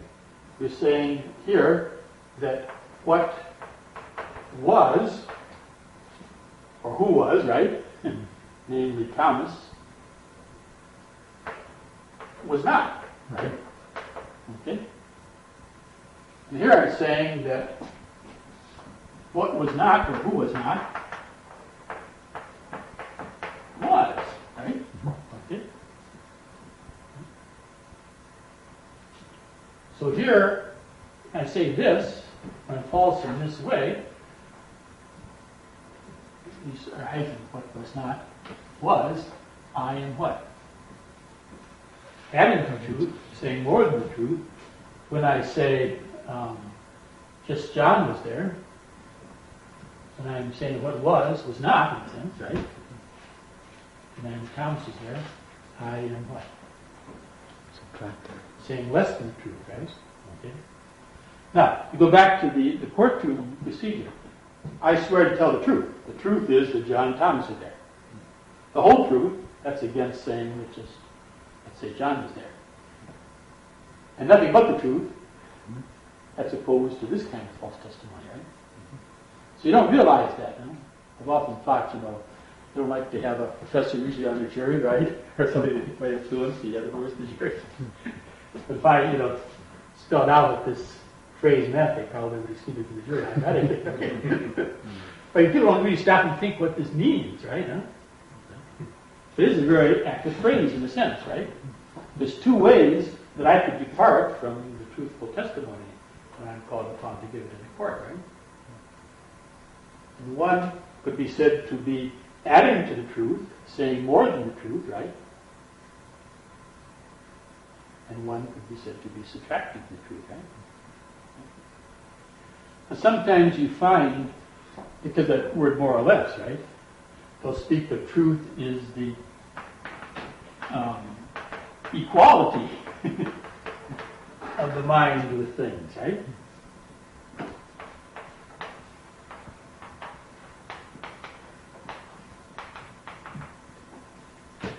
That doesn't mean a democratic sense that the mind is equal to everything, right? Because the mind sometimes talks about things that are what? Greater than itself, like God, and sometimes about things that are less than itself, like the tree or something, right? But it means that the mind is saying neither what?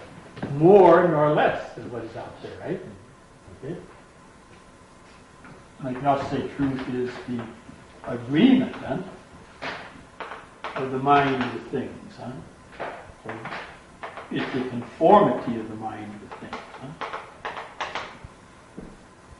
The equality is very concrete, just as referring to these two kinds of falsehood as more or less than the truth is very what?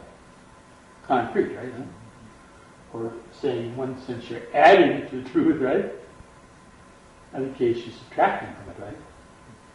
And it's as bad in a sense to add to the truth as to what? Subtract from it, huh? Okay. But in all those phrases, I gave you 3 ones there from Shakespeare where he speaks of more or less, or more or clipped, right? One from Othello and one from give me the 4th plays, and the other one is from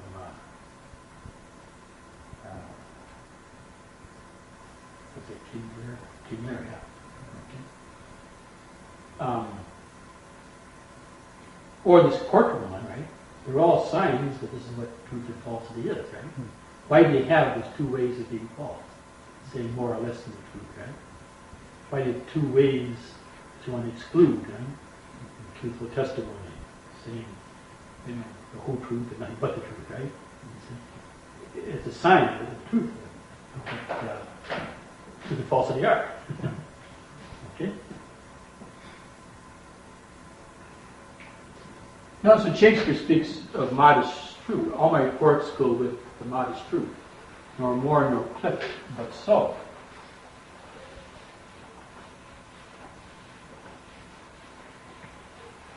This is said by what Kent there, King Lear, the old faithful servant of King Lear, right? Kent. You know? But he has something in intellectual virtue like you have in the moral virtues. The moral virtues are a mean between 2 extremes. Like generosity is in between stinginess and extravagance, right? Okay. Or courage is in between foolhardiness and cowardice, huh? Okay. In a sense, truth is in between 2 extremes, right? One of which is more than the truth and is less than the truth. But as we define this, right? And you see this in the 2 mysteries of the Catholic faith, because the 2 main mysteries are what the Trinity and Incarnation. In a way, they're just the reverse. Because in one case, you have the unity of nature and a multiplicity of persons. In the other mystery, you have one person, but a multiplicity of natures, right? Okay, so take the Trinity first here. There you have one nature and 3 persons. Huh? Okay, and in the Incarnation, you have one person and 2 natures. Huh? Okay. Well, not only theoretically, but actually in history, you have both mistakes being made, right? Huh? Okay. So there are those who say that there are 3 natures, as there are 3 what? Persons, huh? Okay. So they give the Son a different nature than the Father, right? And the Holy Spirit, again, a 3rd nature, right? Okay. And then you have those who said, you know, the 3 one and the same person, who was the Father and the Son, but insofar as he became man, he's called the Son, and so on. So they end up by saying there's only, as there's one nature, there's also what? One person. Okay? But notice, the one is saying more than the truth, and the other is saying what? Less than the truth, right? Okay? And obviously the person who says there's three natures and three persons is saying more than the truth, right? Okay? He's saying that what is not, namely the second and third nature, are. Okay? He's saying what is not, or if you put it in the plural, what are not, right? What is not is, right? Okay? The person who says as there's one nature, so there's also one person, he is subtracting from the truth, right? And he's saying that what is, or what are, I say, namely the three persons, is not. What is not. Right?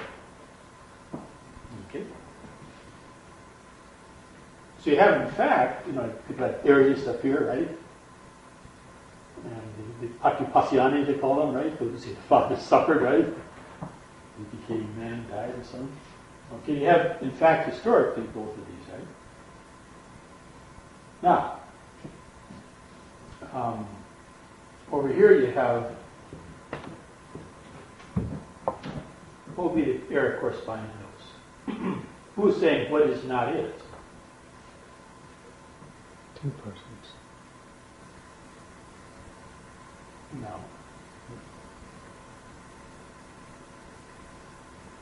Oh, I see. Yeah, okay. So if you say there's two persons, as there are two natures, the story says this is the famous one of this, right? Okay. So he's saying that what is not, namely the second person, is in Christ, right? Okay. And the other one would be saying that as there's one person, there's what? One nature. So he's saying that what is, namely two natures, is not, right? Huh? And then one nature is the monophysites, right?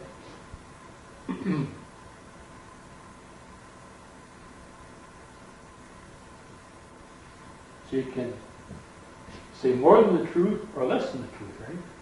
Okay. The truth is a mean between two extremes in that sense.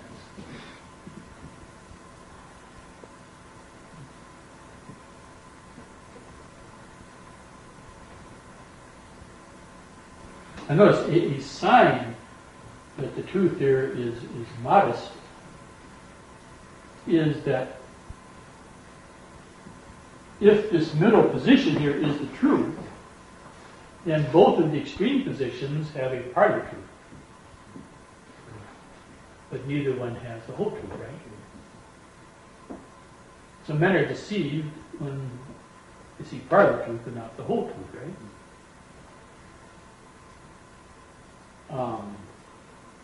Empedocles, the great Greek philosopher, says, men don't live very long, they're creatures of the day, and they see a part of life, and they boast of having seen the whole, right? But notice, if one of these extreme positions was true, then the other extreme position would have what? No part of truth, right?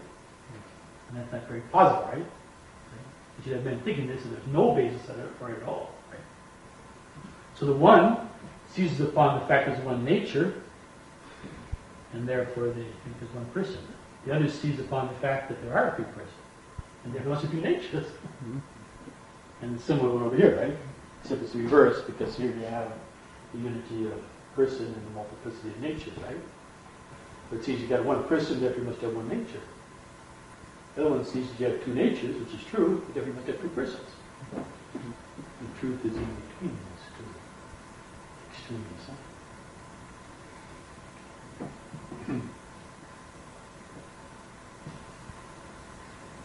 What is Shakespeare's quote again from there? All my reports go with the modest truth. Truth, yeah. Nor more, Nor more.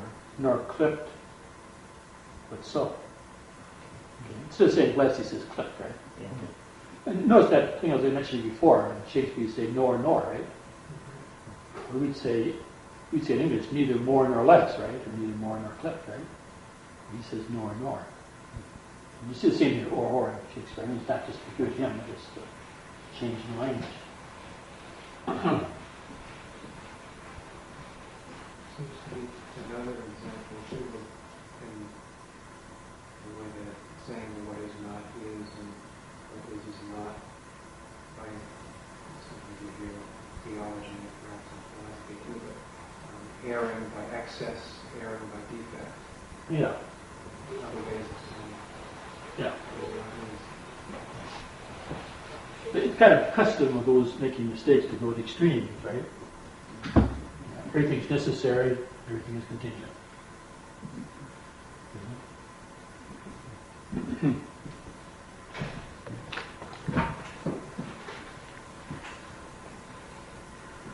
Now we'll see later on when we compare this with the other kinds of truth and falsity, why this is the basic sense of truth or falsity, huh? Because we're talking about the agreement of the mind with things, right?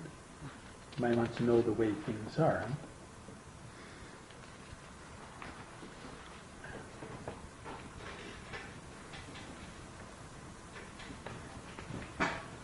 Now, towards the end of this section here, next to the last paragraph, it can be seen from induction and the above definitions of true and false that if an affirmative statement is true, the opposite negative statement, which negates the other affirms, must be what? False, right? And if a negative statement is true, the opposite affirmative statement, which affirmative form negates, must be false. Okay? That, in a way, follows from the what? Definitions, right? If I'm saying that what is, and that's true, right? And the man who says the negative statement opposed to that, he's saying what is not, and that fits the definition of what? False, yeah. And if what is not is true, and the man who says what is not is saying the opposite of that, and that's obviously what we mean by false. Okay?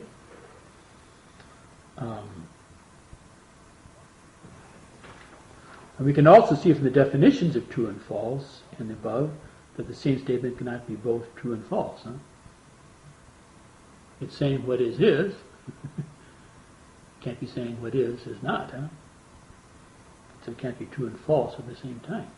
And saying what is not, it can't be saying what is not is. Okay. Now, the contradictory statements, and I kind of like to spell this out here, right? When you speak of contradictory statements, you're talking about simple statements, but we just call it statements, period. Okay? Contradictory statements. No, the first thing we said about them is they're simple statements, right? Okay.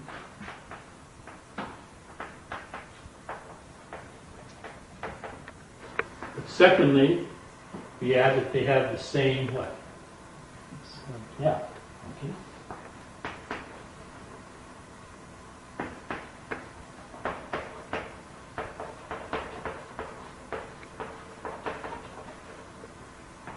And third, one is what? Affirmative, and the other is what? Negative, huh?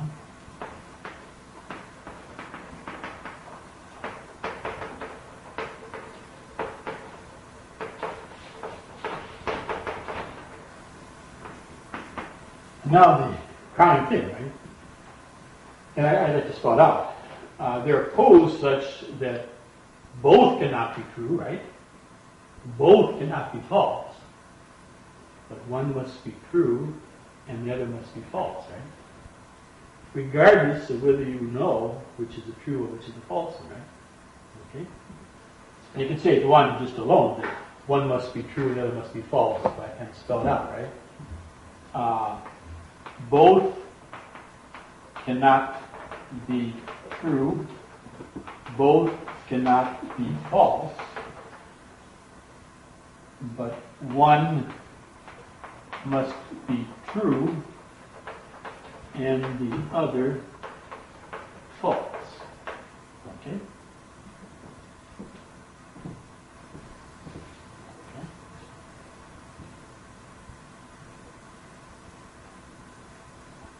this is something you can know from the logic of the second act. It doesn't tell you which one is a true and which one is a false one, right? But you know that one is true and one is false. Huh? So if I say President Bush is sitting now, President Bush is not sitting now. Two simple statements, right? Same subject, President Bush, right? Same predicate, sitting now, right? One affirmative, President Bush is sitting now. One negative, President Bush is not sitting now. Can both of those statements be true? Can both of them be false? One must be true, the other must be false. Now, which is the true, which is the false one? Well, we don't know, right? Huh? Okay? And notice the logic of the second act, from its analysis of what a statement is, right? What an affirmative statement is, what a negative statement is, what true and false is, and so on, right? It sees that those two statements, they're contradictories. One must be true and one must be false, but it doesn't tell you which is the true, which is the false one. Okay? Now, there are three ways, mainly, whereby we know which is the true, which is the false one, if we do know them, right? Okay. And one way is by the senses, right? Okay. So Berquist is sitting, Berquist is not sitting, right? I like the statements, President Bush is sitting, President Bush is not sitting. But you're able to judge which is true, which is false. If Berquist is sitting is false, and Berquist is not sitting is true, right? By your what? Senses, right? Okay. So you don't need logic, right, to use your senses, right? Okay. That's one way we know, right? Okay. But now, if I say no odd number is even, and some odd number is even. Okay, these are contradictories, right? But which is true, which is false? No odd numbers. That's true. Now, do you know that by senses? No. Not in approximates, anyway, right? Because you can't see all odd numbers, all even numbers, and compare them, right? But you know it by understanding what an odd number is and what an even number is, right? The one is divisible into equal parts, the other is not, right? They can't be the same, right?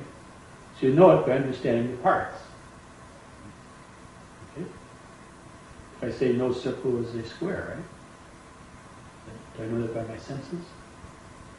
I might have started off, by having somebody draw me a more or less circle, more or less square, right?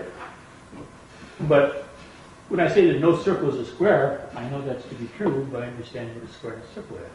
That may require a what? Definition, right? Okay. Notice whether I know it by sensing or by definition, it pertains to something other than the logic of the second act, because the senses are something other than the mind or reason, right? And the definition pertains to the logic of the first act. Now, there's a third way we can know which of two statements is true or false, besides sensing or defining. Understand what the parts mean. What's the third way? Reasoning. Yeah. Okay.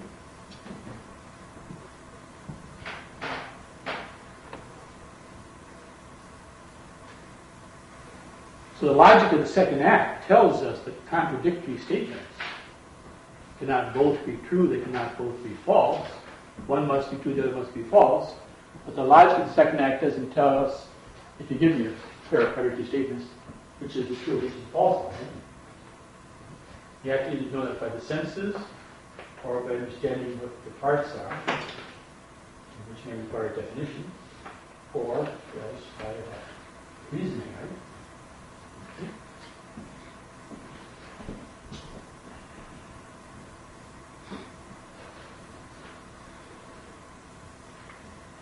Notice how, in a way, it follows the definition of true or false, right?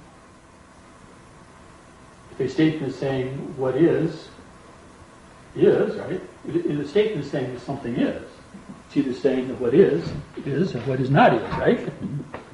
And then the negative statement will be saying just the opposite, right? So one of them have to be true, and the other have to be false, right? If the affirmative statement is saying what is, the negative statement is saying what is not, and therefore it's false. If the affirmative statement is saying what is not is, negative statement is saying what is not, and therefore it must be what? True, yeah.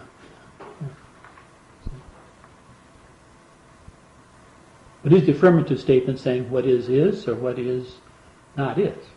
Well, I can know either by my senses, right? When I'm saying President Bush is sitting now, am I saying what is, or what is not is? I don't know. See? Call on the phone and get an opinion on these two. I have to believe that in the end, right? See? Okay? When I say this about you, or me, right? That I can see, right? Okay? Man is an animal. Man is not an animal. Well, I know enough about what a man is and what an animal to know that man is an animal, right? And therefore man is not an animal, it's false. Or a square is a quadrilateral, a square is not a quadrilateral, right? Might have to define square and quadrilateral, but by my understanding of what a square and quadrilateral is, I know that it's true that square is a quadrilateral. But now if someone says the interior angles of a triangle equal to two right angles, I know what two right angles are, I know what a triangle is, I don't see that they have to go together. And then you have to what? Reason that out, right? Okay. So three ways, right? Okay. So don't let the logic of the second act do more than it can, but don't give it less credit than it has, right? Okay. In a sense, it boils down to the fact that, in a way, you're saying that since every statement has this contradictory statement, right? In a way, of all possible statements you can make, half are true and half are what? False, right? Because every statement has only one contradictory, right? And one must be true, the other must be false. So of all possible statements, that doesn't mean now that the number of statements that people make, that half of the statements people make in the world are what? And half are true. Probably more than half are false, right? You see? That's because they don't, say both, right? So if I say 2 plus 2 is 4, and you say 2 plus 2 is 5, and you say it's 6, and he says 7, he says 8, well, there can be more false statements actually made than true ones, right? If 2 plus 2 is 4, 2 plus 2 is not 4. 2 plus 2 is 5, 2 plus 2 is not 5, 2 plus 2 is 6, 2 plus 2 is not 6. You always get the contradictories, right? Then we have exactly what?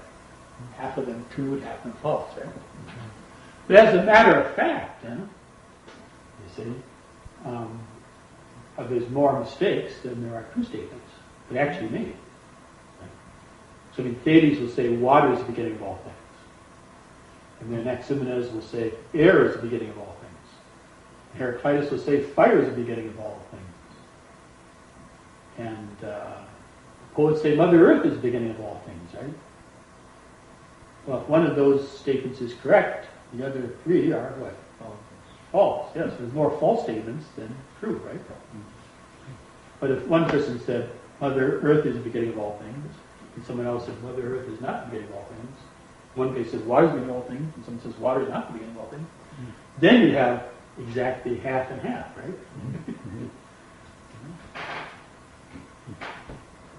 And you get a true-false exam, which I don't do, but kids like to guess sometimes, and they get a 50-50 chance, right?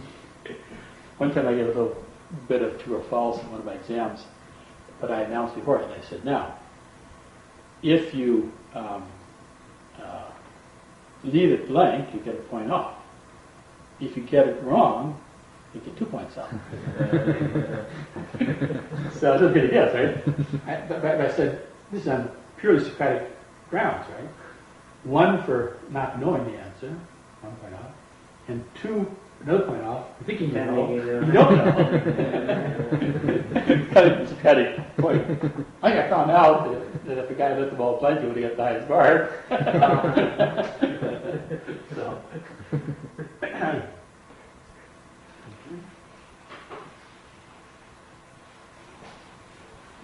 Now, a lot of people, they get very confused in their thinking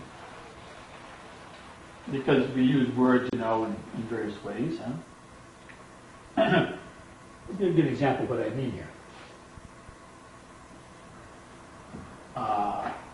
3 is an odd number. 3 is an even number.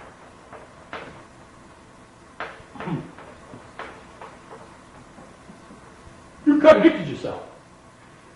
Okay?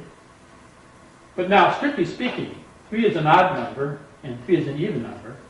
Are they contradictory statements as we define contradictory statements? No. Begin with, they're both what? Affirmative statements.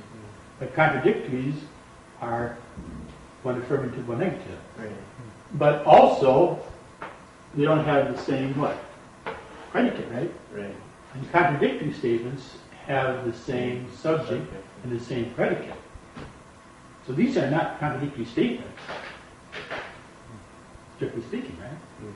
Now you might say, speaking more loosely, right, that when I say in one place that 3 is an odd number, and in another place that 3 is an even number, I've contradicted myself because, in a sense, to say that 3 is an even number is to deny that it's a what?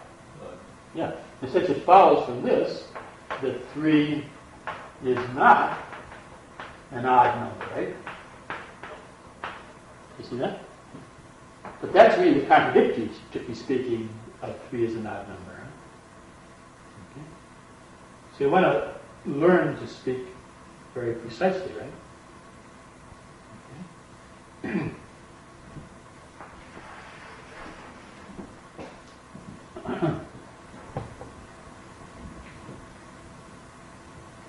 Later on, when we talk about the word some, if I say, some women are beautiful.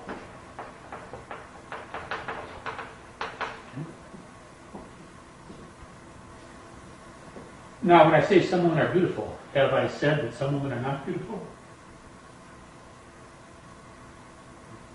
No. Now, someone might infer from my saying this that I think some women are not beautiful. And maybe I do think that, right? But have I said that? No. If I say, some 2s are half of 4, have I said that some 2s are not half of 4? Even if every 2 is half of 4, aren't some 2s half of 4 too? Example I do in class sometimes, where I'm concerned about their grade, Okay, so suppose I give an exam one day, right? Okay, and a final exam or something, and I see the next day or so, and I say, "Oh, Prof, how do you do?" And I say, "Some of you have passed."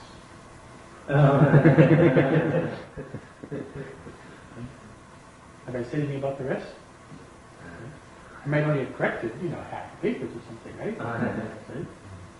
So what am I saying? I'm saying that some of you have passed. But that guy ran off and tell the other guys, right? She's more something, Maybe I agree or whatever it is, right? See? Well, I didn't say that.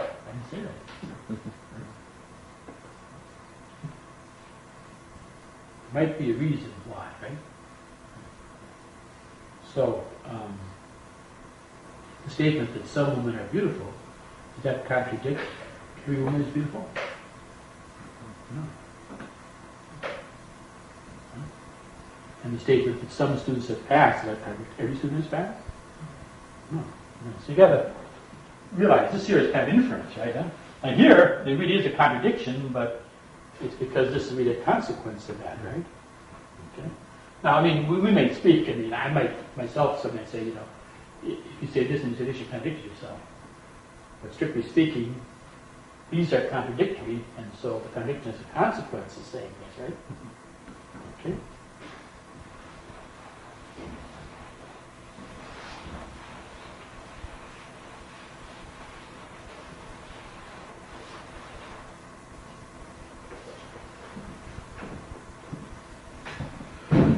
Okay. Now we're going to turn to the compound statements, huh? And first, again, they're composing parts, right? And then we'll talk about truth and falsity in them. And again, you have to understand the composing parts before you can understand what truth and falsity means. Huh? Hypothetical or conditional, as they call it sometimes. You have two simple statements put together with if and what? Then, right? Huh? So, you say,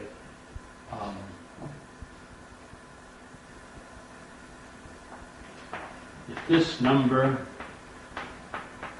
is 2, then this number is even. Okay? Or this number is after 4 or something, right? So, this number is 2, this number is even. Taken by themselves would be two simple statements, right? But they're combined by means of if and then, right? So the simple statement in the if part is called the antecedent. Ante meaning what? Before, right? And in the then part is called the what? Consequent, right? Okay. The antecedent and the consequent. Huh?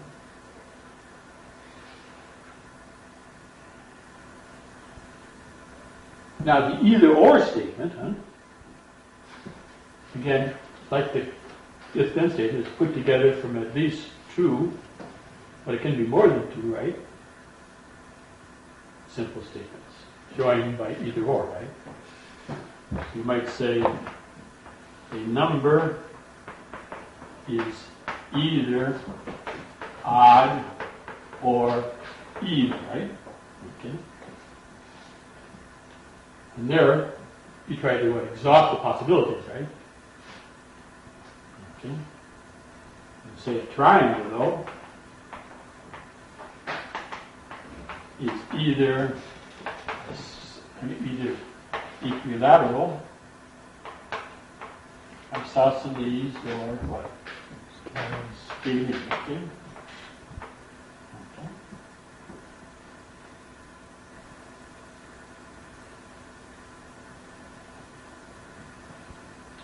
That's why you probably usually write these things.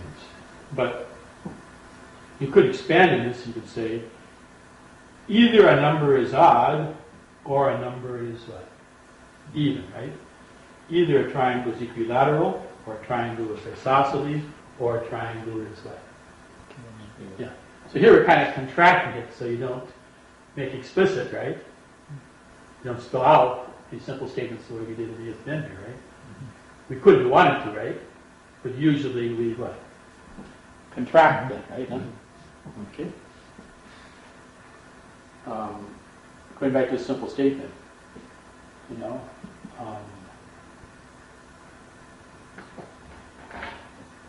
either the affirmative statement is true, or the what?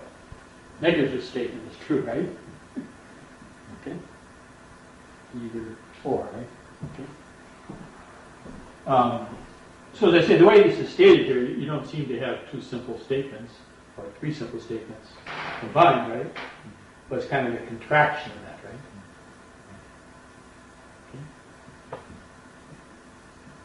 And notice in the sixth theorem there in Book 1 of Euclid, that's the theorem where he says that if the angles are equal, then the what? Sides will be equal, right? Okay. And so in a sense he has an either-or statement there, right? Either these two sides are equal, or they are what? Unequal, right? Okay. And eventually he's going to show that if they're unequal, you're going to end up with part being equal to the whole. And therefore he's going to conclude they must be what? Equal, right? Okay. Thus again, you might probably say either these sides are equal or they're unequal, right? But you're really going to get in that into some statements. Either these sides are equal or these sides are unequal, but that's a little bit more words you need to use, right? But it's better to kind of spell it out sometimes to see what you're actually doing, right?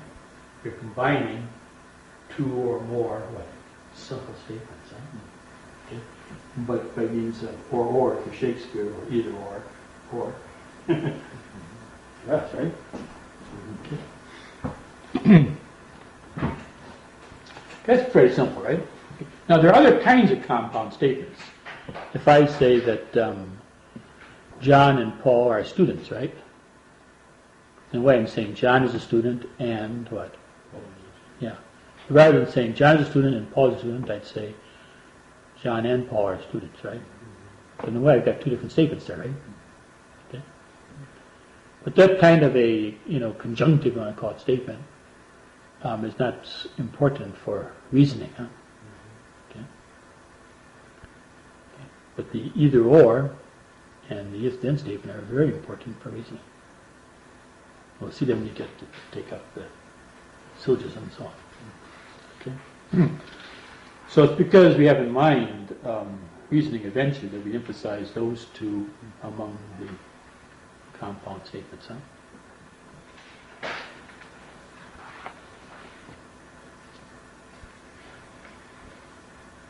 What if you say that man is the only animal that learns logic?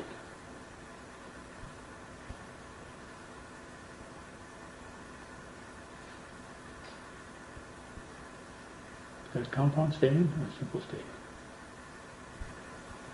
Seems to be compound. Yeah. Some might say it implies that man learns logic and no other animal learns logic, right? Yeah.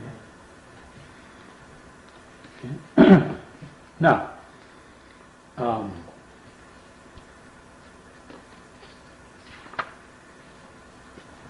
let's go to true and false now. What does true and false mean in the if-then statement, right?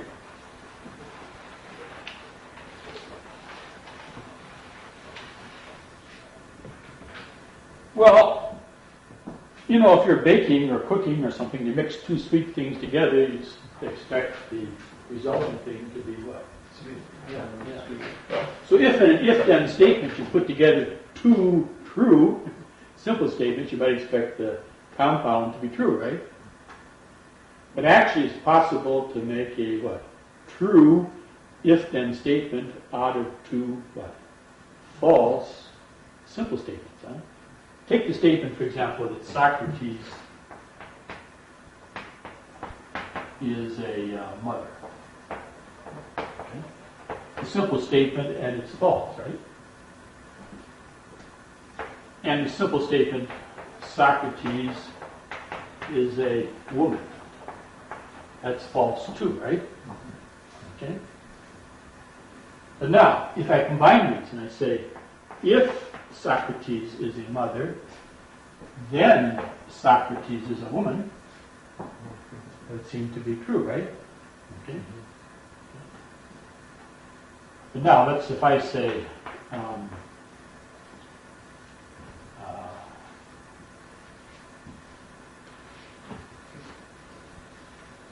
if Mary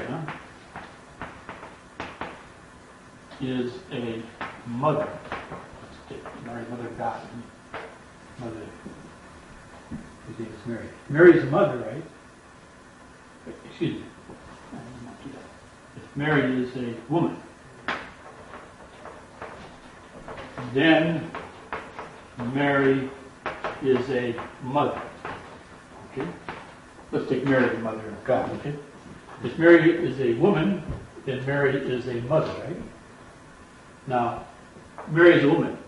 that simple statement by itself is true or false. True. And Mary is a mother, true or false. True. But is the statement true? If Mary is a woman, then Mary is a mother. Okay. So here you have a false if-then statement made out of two true simple statements. And up here you have a what? True if-then statement made out of two false ones, right? And this is not always the case, obviously. But I'm taking these extreme cases to show that truth and falsity must mean something different than truth or falsity in a simple statement. It means something else, then you can't judge it by the truth or falsity of the what? Simple statement making it up, right? You must look for something else that tells you whether it's true or false, right? Okay. And you'll see sometimes there's an argument of Aristotle's in the seventh book of natural hearing. Some people criticize because he's using a simple statement and a compound statement. The simple statement is false. And Thomas says, so what? That's not what truth or falsity means, right? In the if-then statement, right? Okay.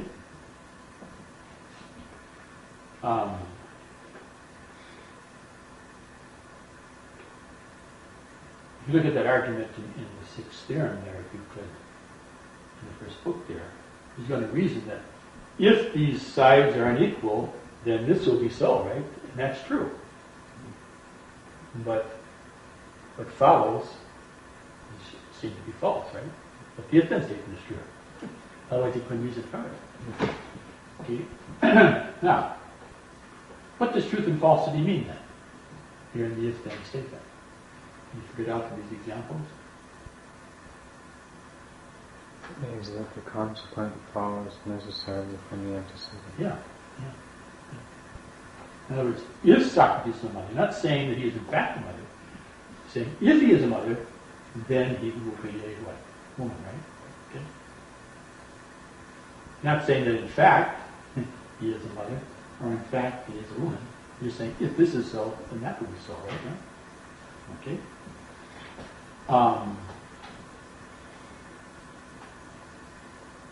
Down here, it's what? False, right? It doesn't follow that if she's a woman, that therefore she's a mother, right? That follows that any woman would have to be a what? A mother, right?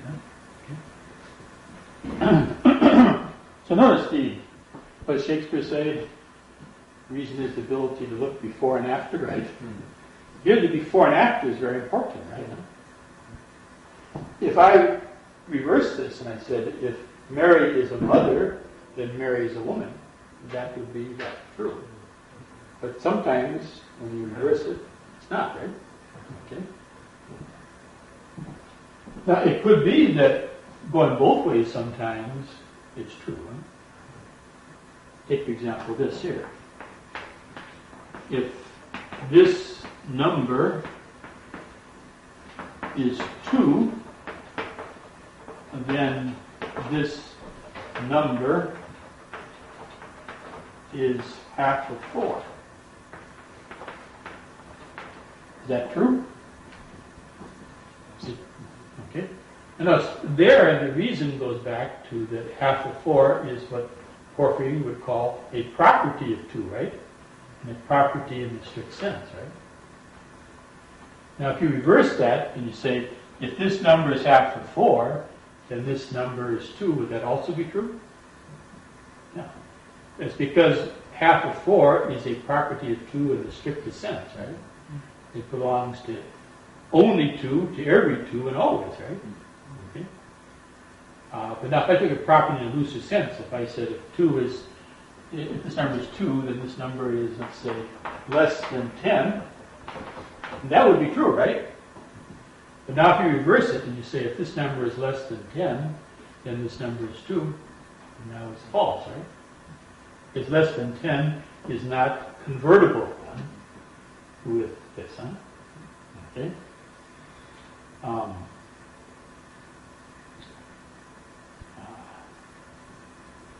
Okay.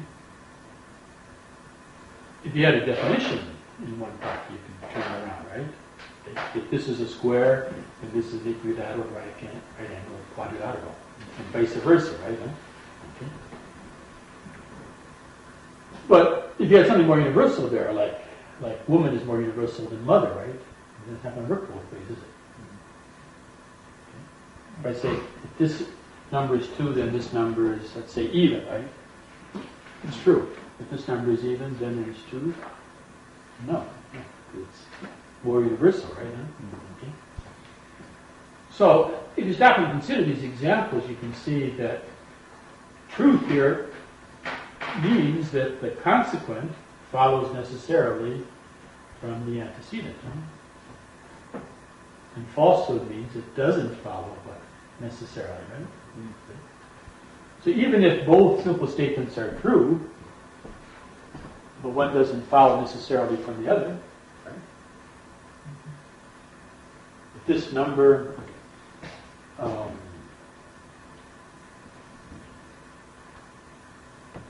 is, we already simplified that. What about Shakespeare now when he says, what is a man if his chief good and market of his time be but to sleep and feed, a beast no more?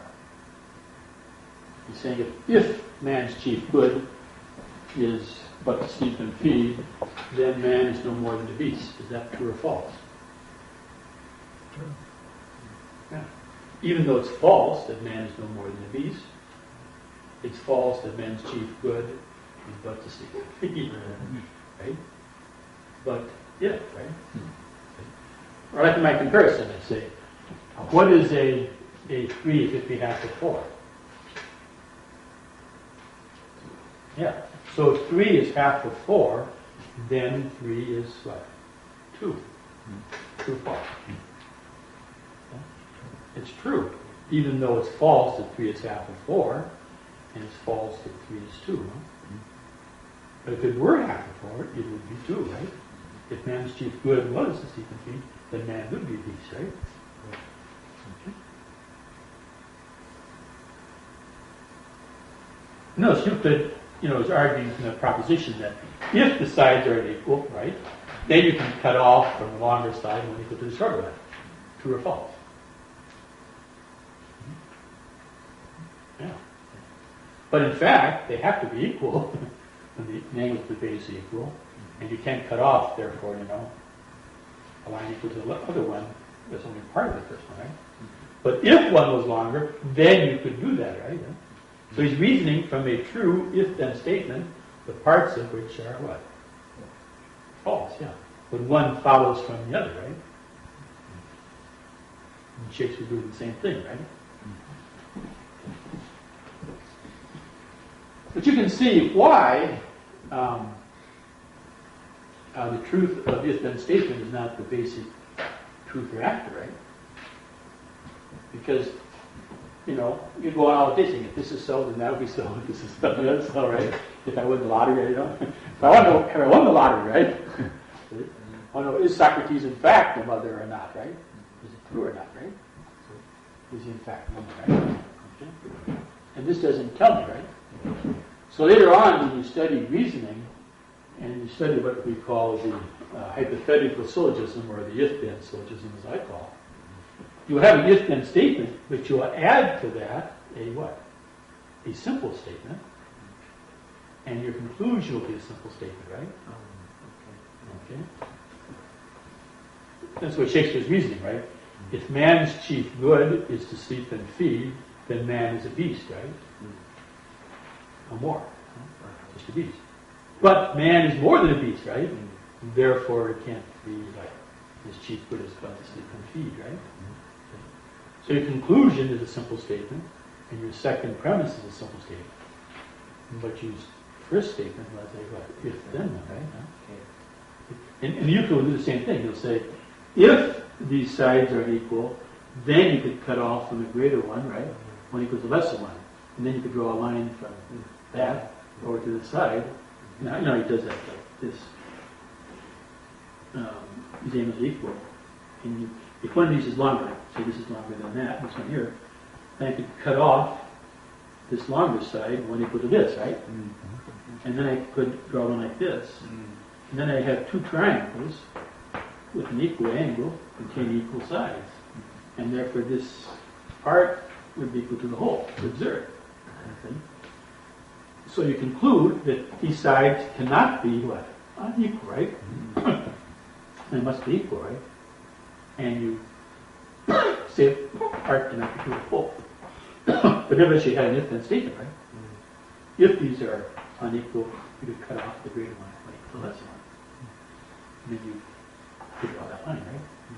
And follow something you know is not so, right? But you have to know that something is or is not so. So you can draw a conclusion that something is or is not so in reality, in things. So we don't have, we don't put together the if-then syllogism two of the if-then statements and draw an if-then conclusion. It doesn't get us anywhere as far as knowing the way things really are.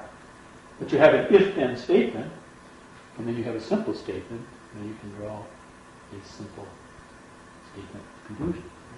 And we'll see how you do that when we take that up. Okay?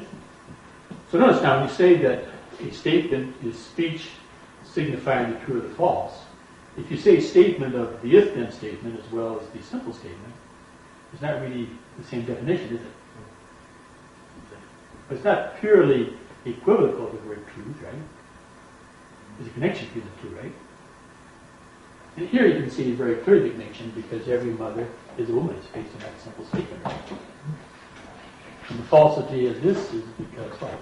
Not every woman is a what? Mother, right? Huh? You know, it goes back to the simple statement. And you can reason to a simple statement from one of these if-then statements, but not a if-then statements alone. You've got to know something about the way things are. Can you say in some way, if you have a true if-then statement, you know in something about the way things are, you could say, well, that's the way things are. If Socrates is a mother, then Socrates is a woman. Do it, yeah. It's not really saying definitely this is the way things are or are not. And you want to know the way things are or are not. So you'd say more like it's based on the way things are or something. That's connection. It's not truly equivocal. I use the word true here, right? But it doesn't mean the same thing. It's a word equivocal by reason. True instead of the simple statement instead of the if-then statement. Okay? Now the either-or statement likewise will have a third meaning here of true, right? Now it's very easy to do what this means. If I say a triangle is either equilateral or isosceles. Okay? Is that true or false, that statement? It's false. So I say a number is either odd or even. True or false? True. Okay?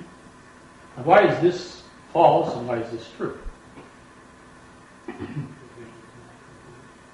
Yeah. So in a way, the either-or statement depends upon the logic of division, right?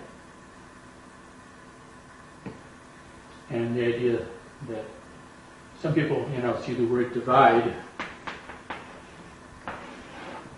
for the word empty, right? But whether that's good analogy or not, I don't know. But the idea that a division should empty out everything that's in the thing, right? Okay. So it's like I got a basket here with triangles in it, right? And I pour out, and the equilateral triangles go in the isosceles triangle. That's all there is, right? And there's something still in the basket out there. They haven't emptied the whole thing out, right? Huh? But here I haven't emptied them all out, right? All the numbers, right? Notice I put all the triangles in this basket, and I pour out, and I get just these two. I haven't emptied the basket out, right? So, obviously what truth means here is that you've exhausted the possibilities, right? And maybe two may be enough, but two may not be enough, right? You know from the rule of 2 or 3, usually 2 or 3 are enough, but it's not what? Universally true, right? Huh? Okay. And I was giving an example there from Thomas there, where he, following Porphyry, says that every name said univocally of many things is either a genus or a species or a difference or a property or a accident. And then he eliminates each one of those five and concludes that no name is said what? Univocally of God and creatures, right? But the goodness of the argument depends upon genus, difference, species, property, and accident being an exhaustive, right? Distinction of names said univocally of many things. Huh? Okay. Question? Okay. And it's hard to see then. This is exhaustive, right? Or if you said equilado or isosceles or scalene, right? It's easier to see in mathematics that something is what? Exhaustive, right? But sometimes even there, you have to what? Think it over, right? You could divide triangles into equilateral, isosceles, and scalene, then you divide them into right angled and obtuse and acute angled. You might say, could we crisscross these divisions and get 9 different kinds of triangles, right? Right? No, I don't think so.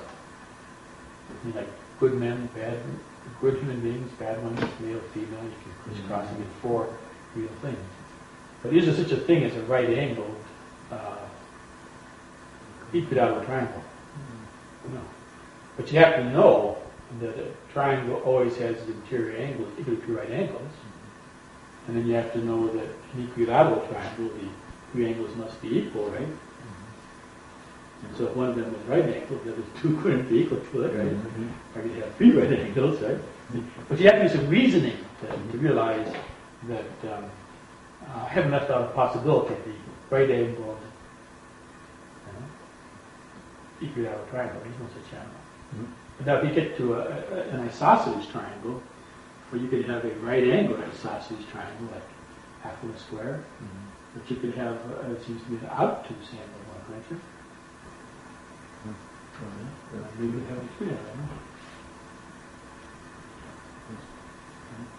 So you got to do some thinking sometimes, even in math, you know. And generally speaking, it's easier to see that a division is complete, right? Every statement is either, what, simple statement, is either affirmative or what? Negative. That's exhaustive, right? Huh? 2 straight lines are either equal or unequal, right?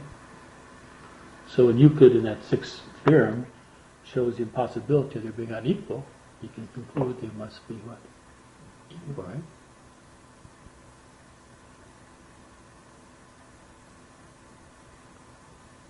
Well, when Thomas is arguing, as to how the members of the Trinity are distinguished, right?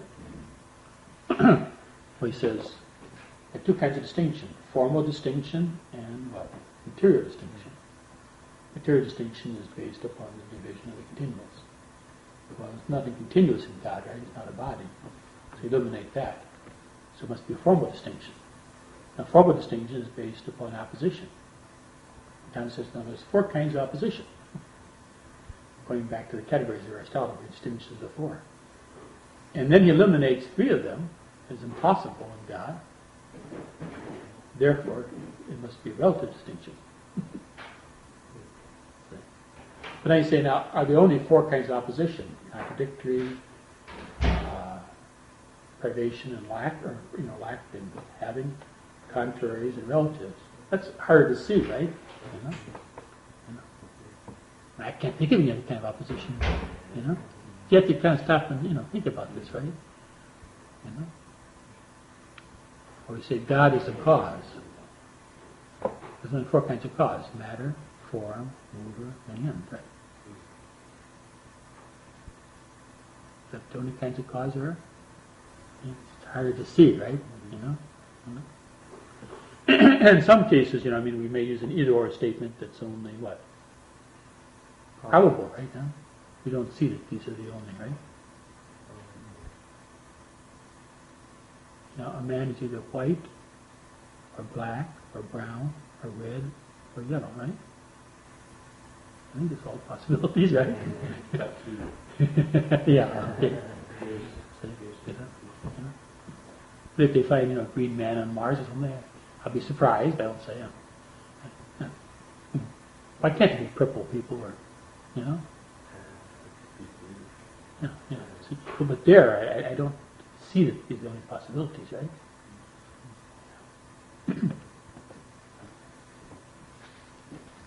So sometimes an either-or statement there is only probable, right? Even a simple statement can be only probable, right? So we're talking here about on page 6 now, we get to it, what true and false mean in the either-or statement. That's pretty easy to see. But at the end of reason is to know the truth of a simple statement. That's what I've been saying, right? Because then you're saying that something is or is not true things, right? And you can see when I swear to tell the truth, the whole truth and nothing but the truth, right? The kind of truth you're interested in the courtroom is the truth of the simple statement, right? He's guilty or not guilty, right? Everybody knows that if he murdered so-and-so, then he should go to jail or something, right? The question is not so much that, but did he or did he not, right? Should he or should he not go to jail, right? Huh? You want to get back to that, to the truth of the simple statement, right?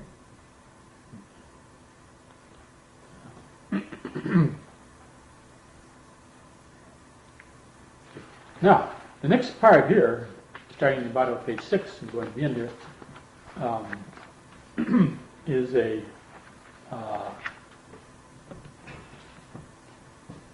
expansion on the idea of contradictory statements. Because there's a little problem, right? Contradictory statements, as you recall, are regular statements, simple statements. One affirmative and one negative, right? But the problem arises when you have a universal subject rather than a singular subject, right? Okay. Now, if I say Socrates is wise, the contradictory of that is Socrates is not wise, okay? No problem with the contradictory that is, right? But now suppose I say man is wise. What's the contradictory of that? I might say man is not wise, right? Okay. But now if you think a little more carefully, you say, well, man is not a singular, right? Man is said of all men, it's universal. Okay. And so when I'm saying man is wise, what do I mean? Do I mean that every man is wise? Okay. Or if I say man is not wise, do I mean no man is wise? Or do I mean some men are not? Right? Okay. If I say women are beautiful, what do you mean, Mr. Berquist? Well, women are beautiful. I don't get in trouble, see? See? You mean everyone is beautiful, Mr. Berquist? Well, you see? Okay. Now,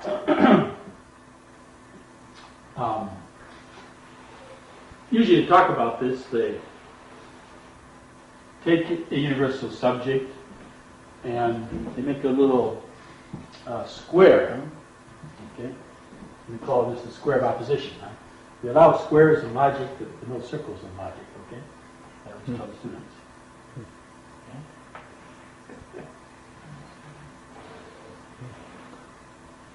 In one corner, we put the universal affirmative statement. Huh?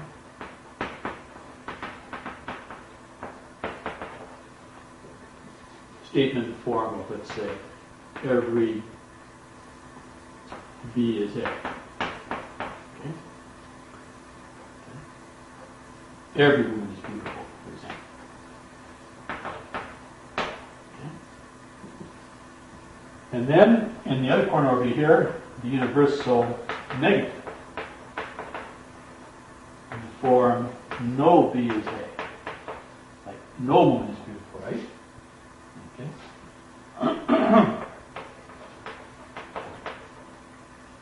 Then down here, we put down the particular affirmative. like some B is A.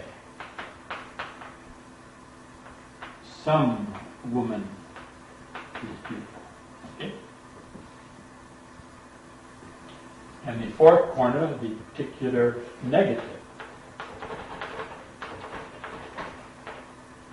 Some B is not A. Huh?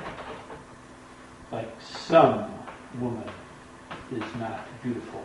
Okay? But makes, take any subject predicate you want to, right? Every man is wise, some man is wise. No man is wise, some man is not wise, right?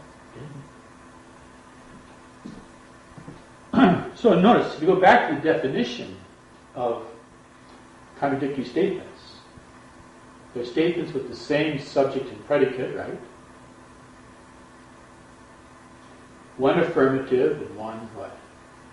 Negative, right? And they're opposed such that both cannot be true. Both cannot be false, right? But one must be true and the other must be false. Now, to see which affirmative and negative are such with a singular subject is no problem, right?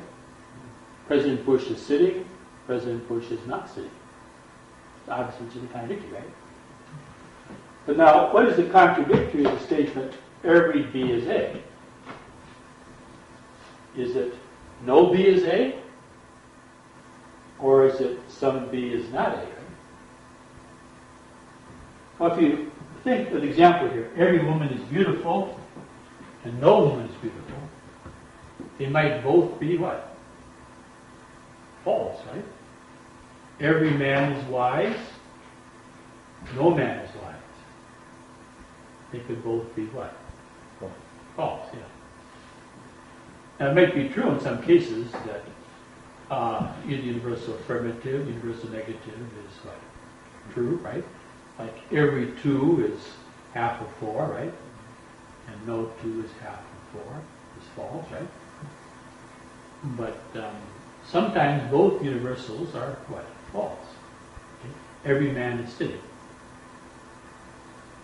Of course, look around the room here. It's false, right? No man is sitting. False, right? Okay. So these two here can both be false. Okay? So if you know that you have two statements in the form, every B is A, no B is A. Same subject B, same predicate A, right? One affirmative, one negative. They are not necessarily one true and then a false, right? Regardless of which you know is the true, which is the false one. For all you know, they might both be what? False, right? Okay. Now, how about some B is A and some B is not A?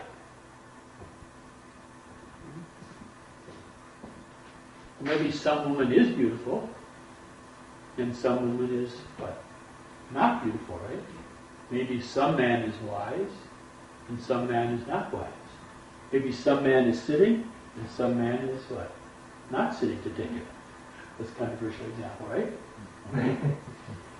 So, is it true that some man is sitting or some man is not sitting? They're both true. Some man is wise and some man is not wise. Some man is good, some man is not good. Right? Okay. So the two particulars could both be what? Both can be true. Okay. So as far as the form of the statement is concerned, every B is A and no B is A are not opposed as contradictories. You don't see that one of them must be true and the other must be false, regardless of which one you know is true or false, right? It's possible for both to be false. Okay.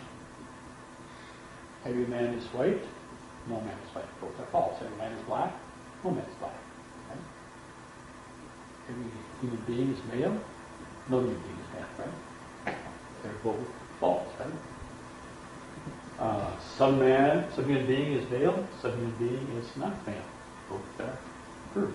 Some man is white, some man is white. Okay? So what is the contradictory then of every B is A?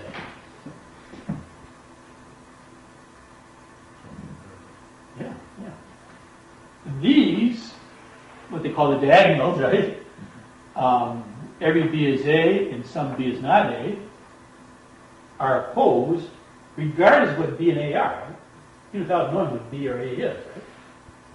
I mean the same thing by B in both of these and by A the same thing, right? Those two statements cannot both be true. And it's kind of obvious you stop and think about it. If it's true that every B is an A, that means, without an exception, right? Every B is an A, it must be false that some B is not A, right? But if even one B is not an A, right? It can't be true that every B is an A, right? Okay?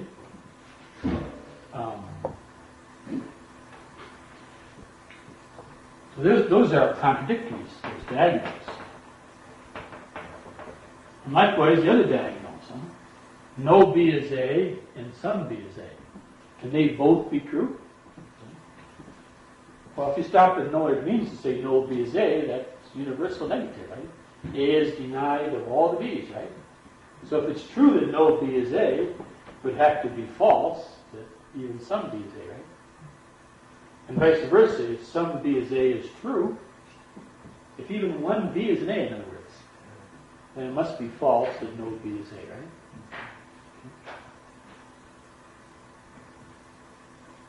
Now, because in reasoning we're concerned with subjects like the universal more than the singulars, right? That's why we have to consider the square of opposition, right?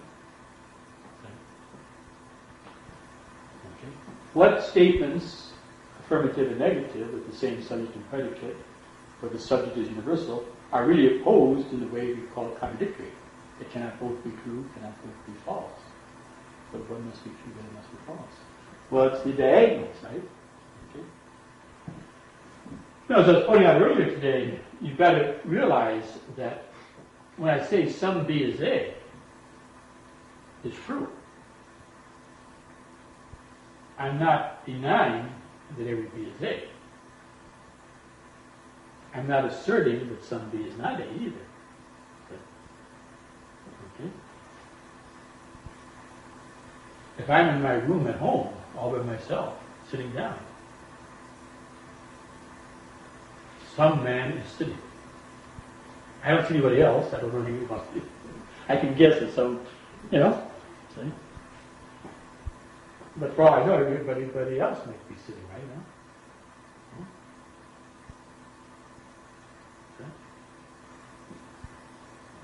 now. Okay. So some B is A is true, whether some is not, or every is, right?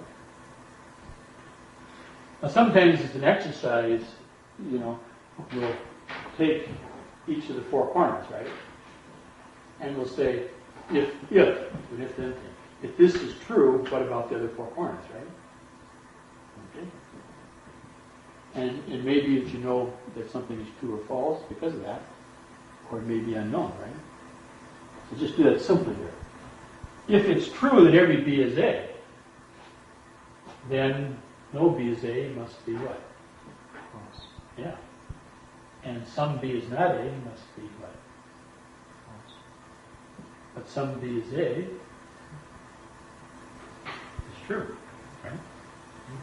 If every student is sitting, then some student is what? Sitting too, right? Okay.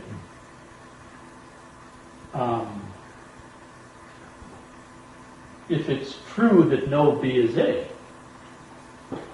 then some B is A must be what? And every B is A obviously must be false, right? But some B is not A would be what? True. Now if it's true that some B is A, what can you say? Anything else necessarily true or false? No B is A. Yes. False. Yeah. If some B is A is true, then it's obviously false that no B is A, right? But if some B is A, is it necessary that every B is A? So you'd say unknown, right? And somebody is not A is what? No, both of these would have to be unknown if one is unknown. So if one were known, the other would be known. By this pair of opposition, right? Okay. And if some B is not A is true, what do you know is false? Yeah. But no B is A, is that false? Unknown. And some B is A. And two diagonals, one's unknown, the other's unknown. With one unknown, the other is known. Then you go around with the opposite thing, say false. If it's false, then every B is A. What about no B is A?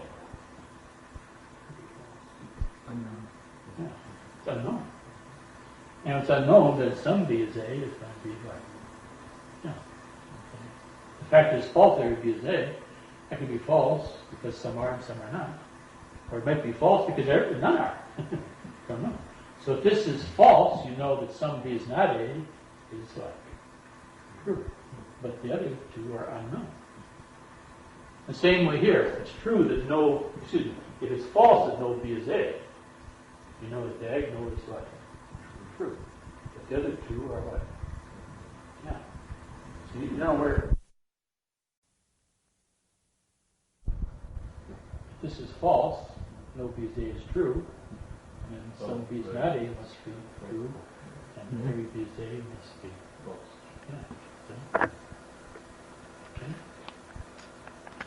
That's one way kind of, exercising your mind, go around and with each corner, like an exam I did the students have. Okay, this is true, what about the other corners? The answer, right? True, false, or unknown, right? If this is known to be true, this is known to be true, right? The universal is known to be true, the particulars, right? But if the particular is known to be true, the universals are not known to be true, right? But if the particular is false, then the universal is false. But if the universal is false, the particular is not necessarily false. I mean, the most important thing to see about this is that the what? Diagonals are what? Opposed as contradictories. That is to say, no matter what B and A are, they can't both be true, they can't both be false. One must be true and then it must be false, right? And when I use the letters here, I don't even know what the B and A are, right? But I know if you had the same B in both of those and the same A, then one of those is true and the other is what? False, huh? Okay? And so when they get into reasoning later on, Aristotle was contrasting, let's say, demonstration and dialectic. In demonstration, you know which of the contradictories is true. You know that it must be so. And therefore you know the other one must be what? False. But in dialectic, you don't have the necessity. You have only probability. And so you're inclined to one of the two, right? Or with some fear that the opposite might be true. Yeah. See? And in dialectic, you sometimes even reason both to the affirmative and to negative, right? Because something can be said on both sides, right? And maybe one side outweighs the other, right? In the same way in rhetoric, right? Which is even more problematic, right? And so in the Inshan man they came up there, right? My favorite example there, the head of the naval operations and the chief of staff were both opposed to the Inshan man. McCarthy was for it, right? McCarthy went out, right? It was a great thing he did. But I mean, it was a very dangerous thing he was doing, right? And it was the second thing, right? Huh? And McCarthy said, the Admiral, I have more confidence in the Navy than you have. They could do this, right? He win. And McCarthy, basically failed with a backup plan. He says, we'll be lost except for our reputation. I mean, that's the nature of rhetoric, so you can argue with both sides, right? You can see both sides. So that's kind of a contrast there between demonstration and dialectic, right? In demonstration, you argue to only one half of a contradiction. And seeing that must be so, you of course naturally see the contradictory must not be so, right? Mm-hmm. But in dialectic and in rhetoric, you can reason from probable opinions or from likelihood invariant, right? To opposite what? Conclusions. You might be able to reason more strong to one than the other. But you don't see one as necessarily so, and therefore the other is necessarily false, right? You see one as maybe more probable or more likely. So there's some probability not to look at the other. If there's no probability at all, that would be manifestly false, and the first one would be more than just probable, it would be necessarily true. So if I see one half of a contradiction, so if we speak of the two contradictory statements as halves, right? If one half of the contradiction I see as only probable, then the other half I can't see as what? Necessarily false, can I? Then the first one would be more than just probable, but necessarily true, right? So once you understand the opposition of contradictories, you can see how Aristotle uses that, right? The contrast demonstration in dialectic. In the third book of Wisdom, Aristotle reasons for and against things, right? Before he determines the truth, right? But in geometry, where the demonstrations are very clear, they don't reason on both sides. It's to one side.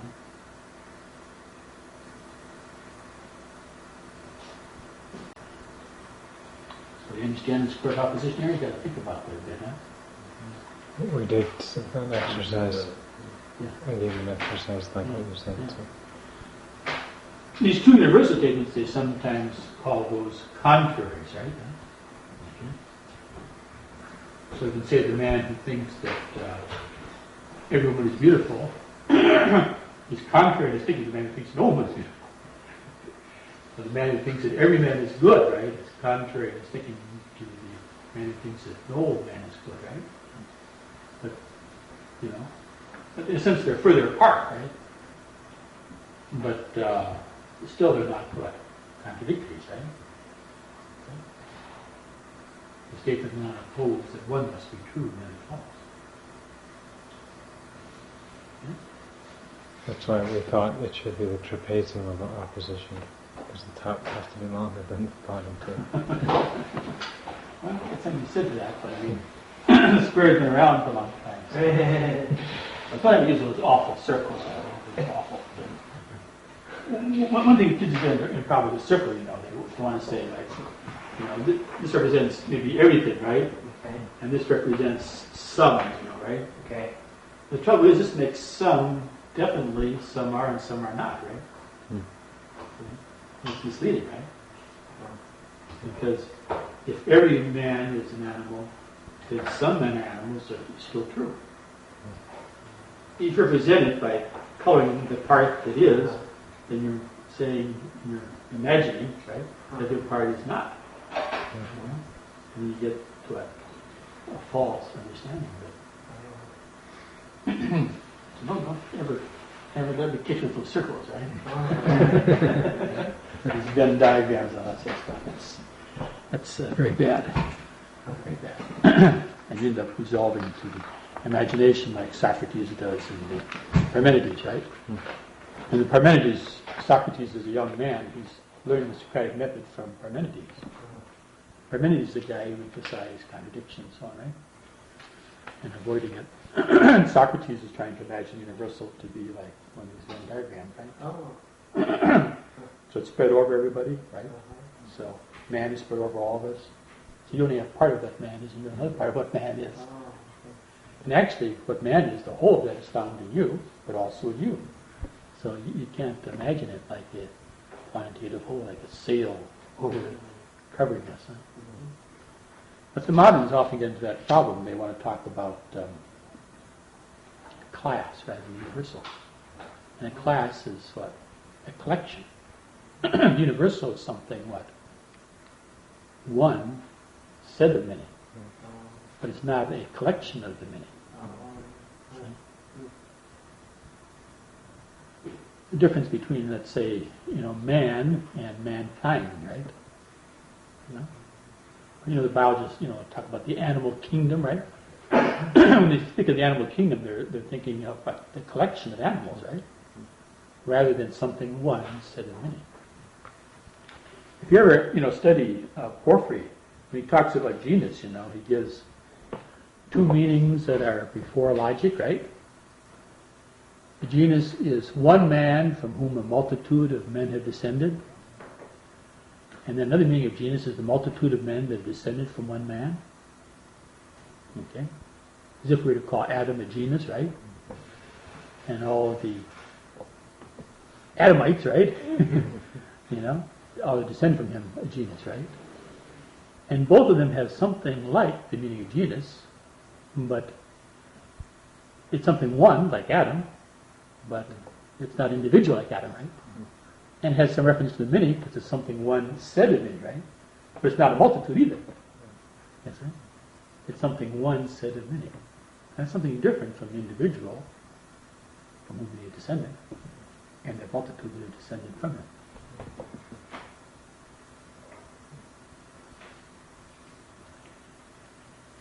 See, all my offspring, all my grandchildren there, right?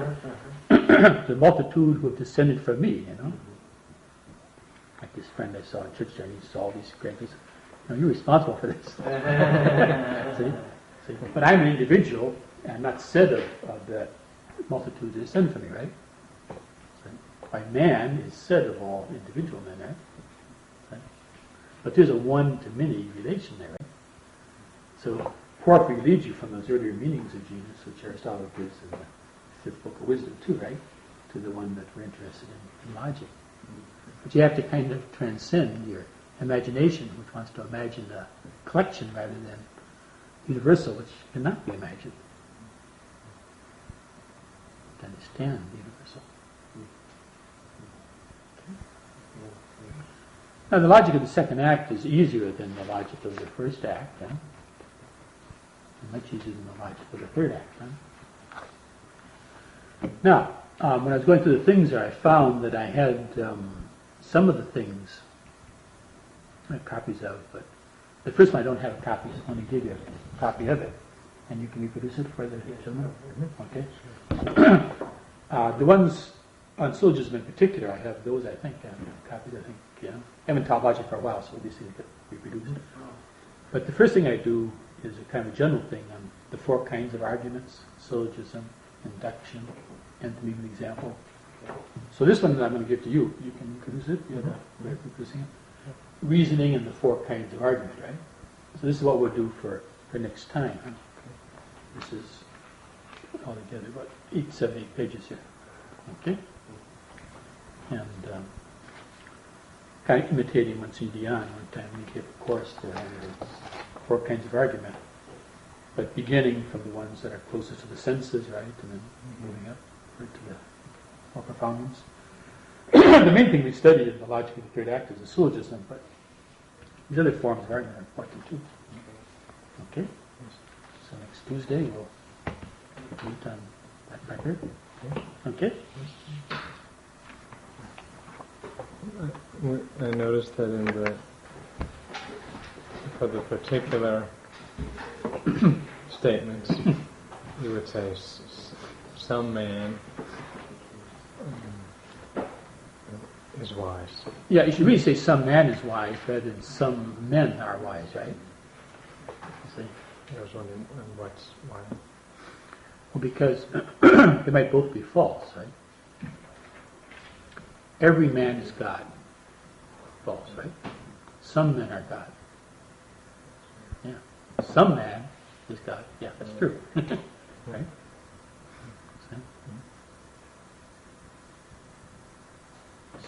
Every man is my father. False. Some men are my father? No. But some man is my father. Right? Okay.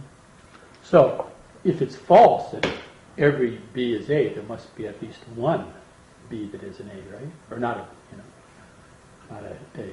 But it doesn't have to be a, 3 or 4. Okay. I think a lot of times, I even myself in former years, I might have, said some, every man is wise, some men are wise, but I think it's a mistake, Say some man is wise, because those are what cannot both be what? Be true, or both be false, Okay?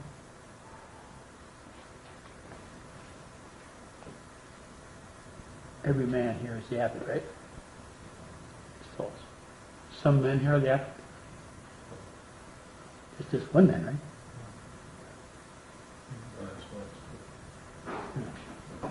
right? Oh, So they can't both.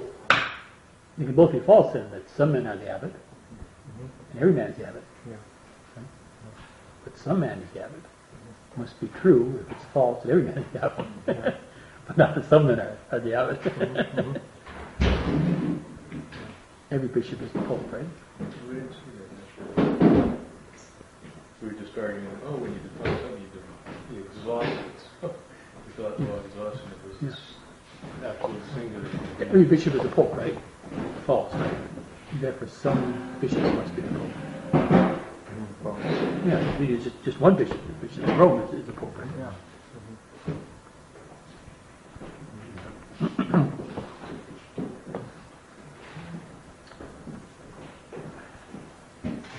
See the Pope's remarks there on the Transfiguration there? So we've talked about the first and the logic of the first act and the logic of the second act. You notice how the logic of the first act, or rather the first act itself, is presupposed to the second act. Huh? If I didn't understand, for example, what a man is the first act, right? And I didn't understand what a stone is, let's say, right? I couldn't understand the statement that no man is a what? Stone, right? Notice another thing interesting about that. The act of understanding what a man is and the act of understanding what a stone is, two different acts. Huh? And in understanding what a man is, I don't understand what a stone is. And understanding what a stone is, I don't understand what a man is. So it's two different acts, not at the same time. But I understand what a man is, and understand what a stone is. Huh? But when I form a statement, and I say, no man is a stone, for example, right? Then I'm understanding man and stone at the same time. Even though it takes me, brief time to say no man before I say it's a stone, right? I'm understanding man and stone at the same time. And you make them, so there's a kind of unity there, right? In the second act, the things that are known by separate acts in the first act. Huh? Okay. Of course, in the third act, you'll be combining what? Two statements, and you have to think about these two statements together. And they form a kind of unity there. It's an order. Do you understand that those two statements at the same time, or the three statements? Yes, Well, you got to understand the two statements together that are used as premises, yeah. Eventually, otherwise you can't draw a conclusion, right? I always say to the students, if one person thinks of the major premise and someone else thinks of the minor premise, but no one ever puts the two together, right? And thinks about the two together, they're not going to draw any what? Conclusion, yeah. So you can see how these acts are, as Thomas says, ordered, right? The first is ordered to the second, and it couldn't be the second without the first, right? And the second is ordered to the third, and it couldn't be the third without the what? Second. I could understand what a man is without understanding that a man is not a stone. But I couldn't understand that a man is not a stone without understanding what a man is. And likewise, I could understand a statement without putting it together with another statement and drawing conclusions. But I couldn't put it together with another statement and draw conclusions unless I understood the what? Statements, huh? Okay. A lot of times I conclude our consideration of statements by a couple of things I think are kind of interesting to think about. One we've touched upon before, but as Empedocles says, what is worth saying can be said twice. The logic of the second act doesn't seem to help you to separate, right, and say which of the statements is the true one and which is the false one, right? it tells you what statements are contradictory. And from the logic of the second act, you know that one of them is true, the other is false. But which is the true one, which is the false one, the logic of the second act doesn't tell you that, right? Okay. Now we mentioned that there are three ways, at least, in which we come to know which half of a contradiction is the true side, and which half is the what? False one. And if you recall, the first way is by our senses. So I know that you are sitting, right, is true, and you are not sitting is false through my sensing you're sitting, right? But when you have a universal statement like no odd number is even, I couldn't know that simply by my senses.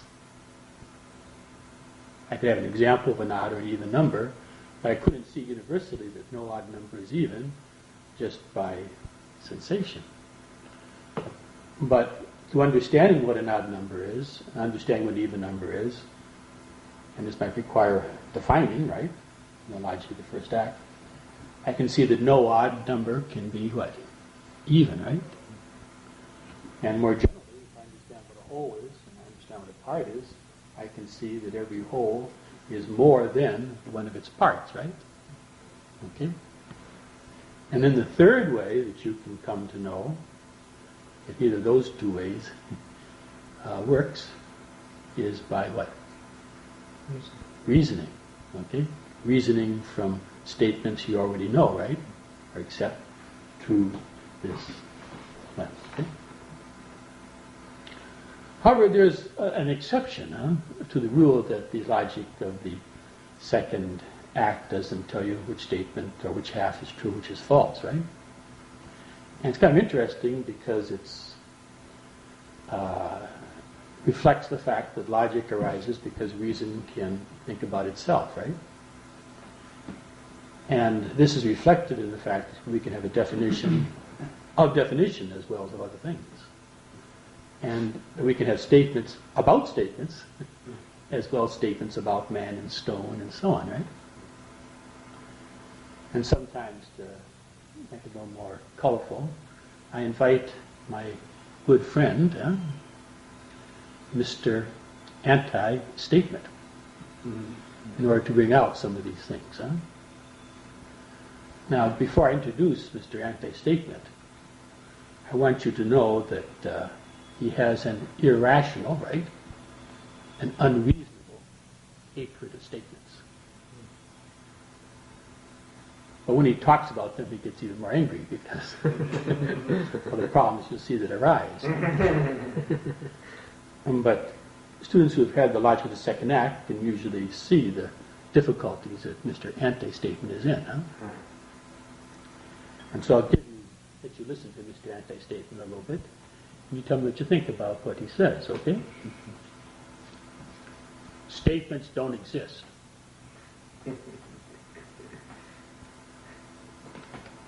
What would you say to Mr. Anti-Statement? Statements don't exist. What are you talking about?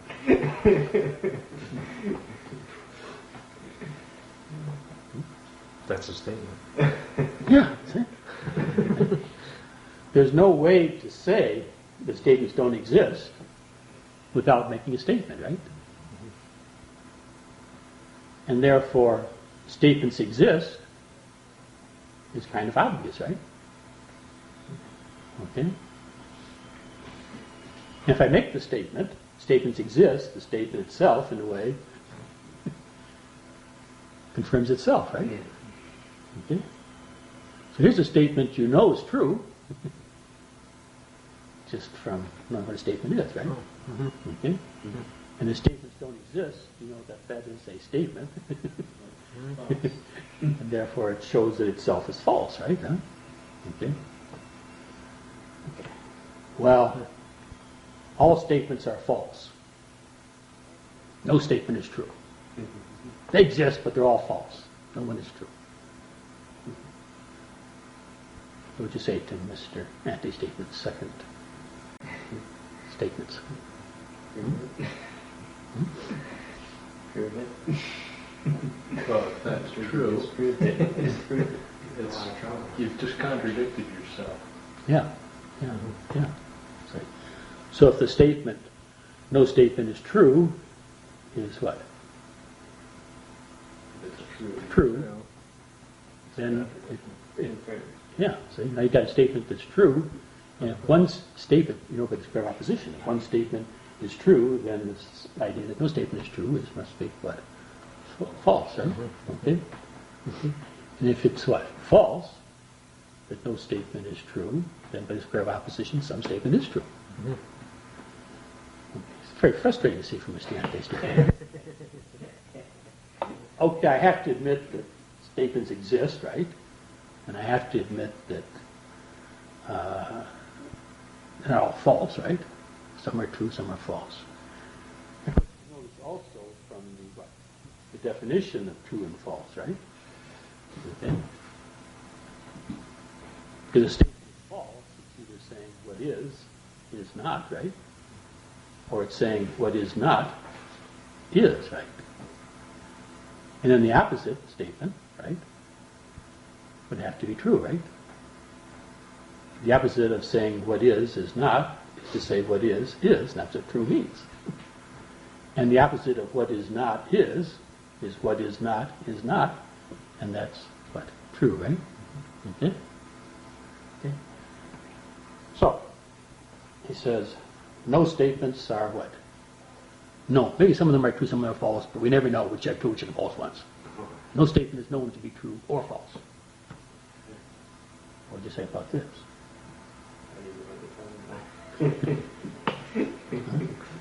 Well, I think that statement is either true or false. Okay. But if no statement is known to be true, then the statement that no statement is known to be true, is it known? Unknown. Yeah. So how can he maintain that? Right? Okay. Plus, we've already seen that what? Some statements are true. We know that some statements are true. And we know that the statements exist is true. And we know that the statements do not exist is false, right? So some statements are known. Right? Okay. See how he's caught, right? Once you understand what these things are. Right? Okay. Now the last thing he says, I hate statements. What do you say about that? For him, that's true. Yeah. Well, what would be the obvious thing to say to this anti-statement? I hate statements. Well, he's just made a statement, right? He can't even say I hate statements, right? Or, well, people shouldn't make statements. Let's just take it, right? So he doesn't know where to say, right? Mr. Anti-statement, huh?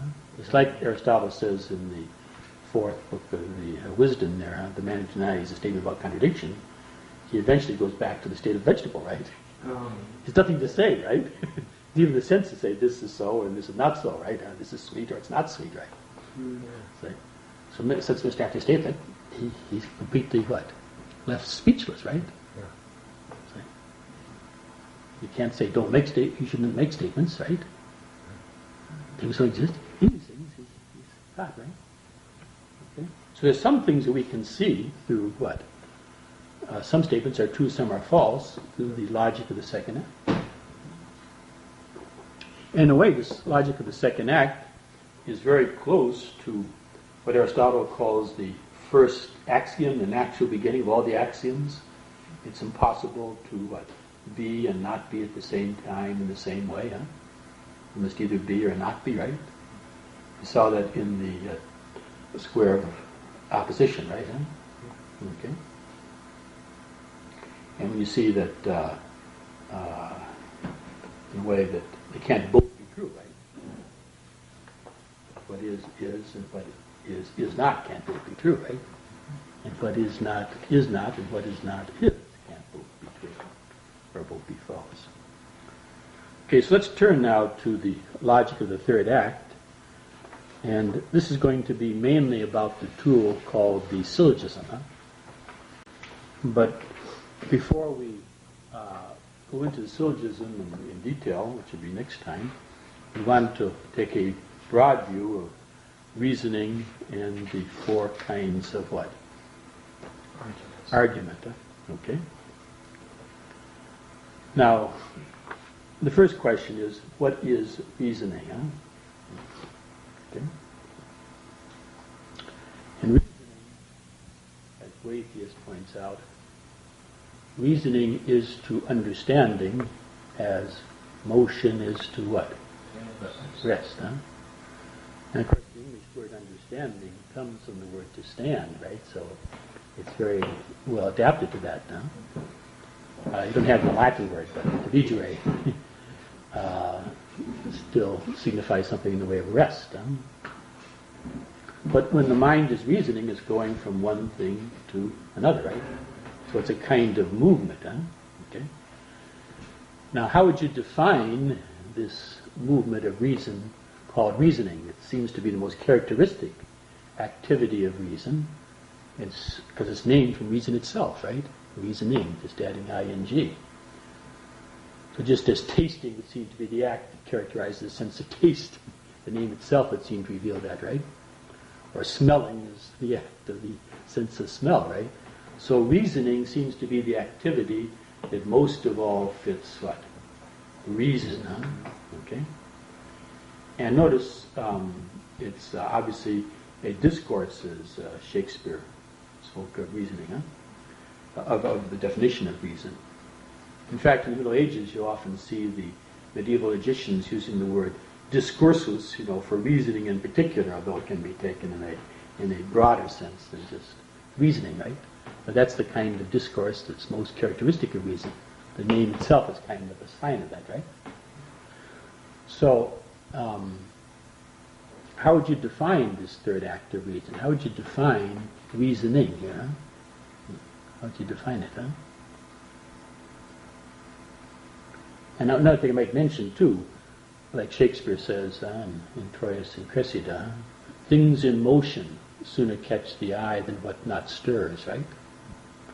So reason being like a movement is something that our mind catches more than the understanding, right? But the understanding is more what?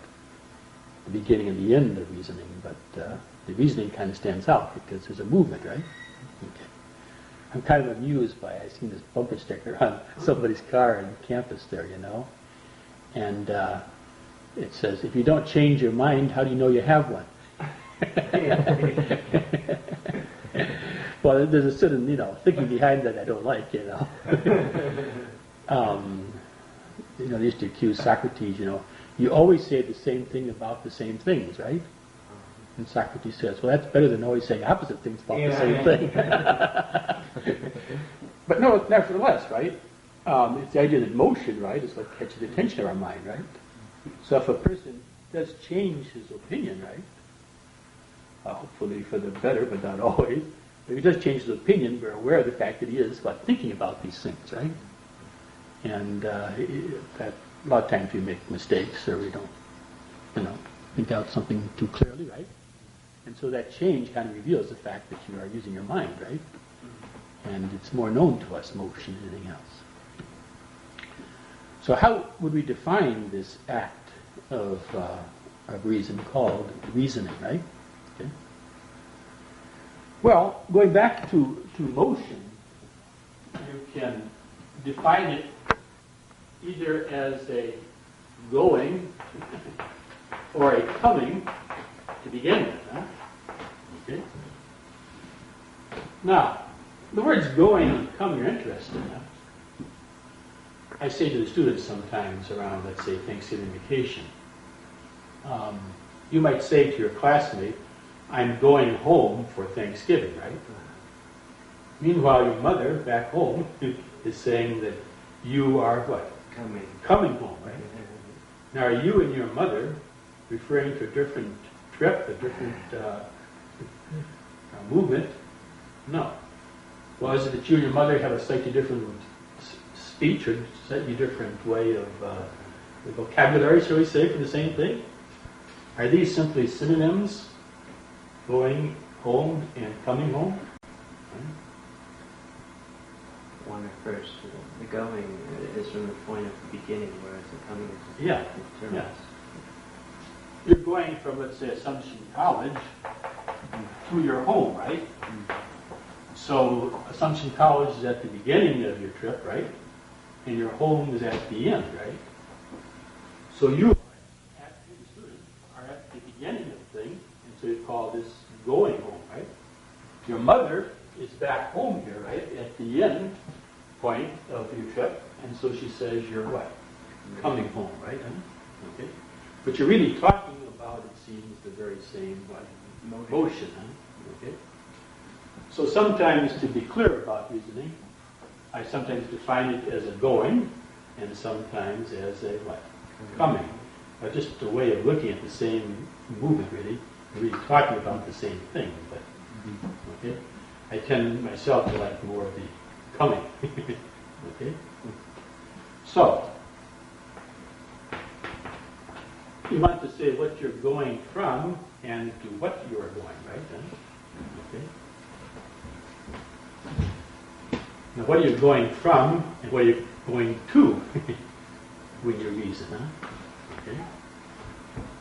Right. Okay, but more generally, or more basically, you would say you're going from statements, right? Okay. You're going from statements.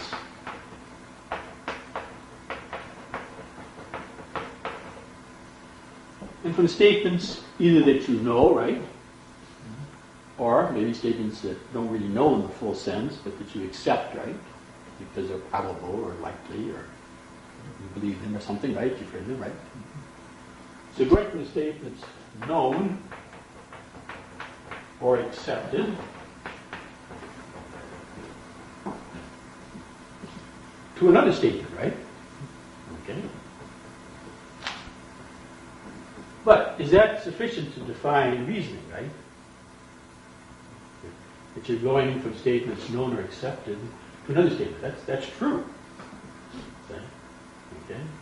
But if I go from the statement, a whole is larger than its part, and no odd number is even, those statements are both known and accepted by me, right? And man's not a stone. Any reason? No. Because although I've gone from statements known or accepted, a whole is larger than its parts, and no odd number is even, to another statement, why haven't I reasoned? Yeah, it's not because of them, right? Okay? So you're going from statements known or accepted, and because of them, right?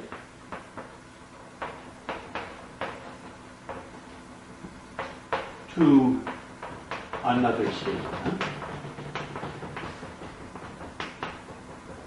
Okay? Going from statements known or accepted, and because of them to another statement. Huh?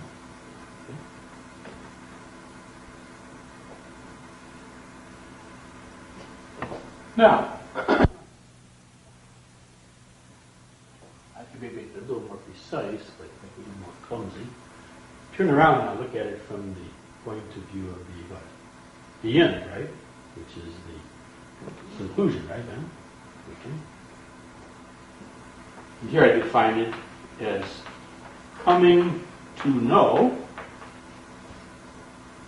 or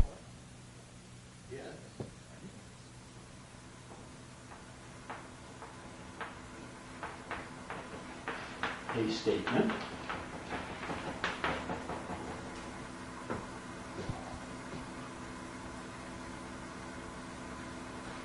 from other statements, right?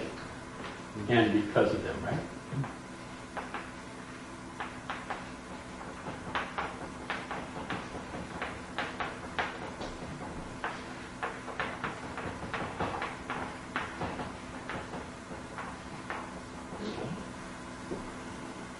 Now, what's the difference between knowing and guessing?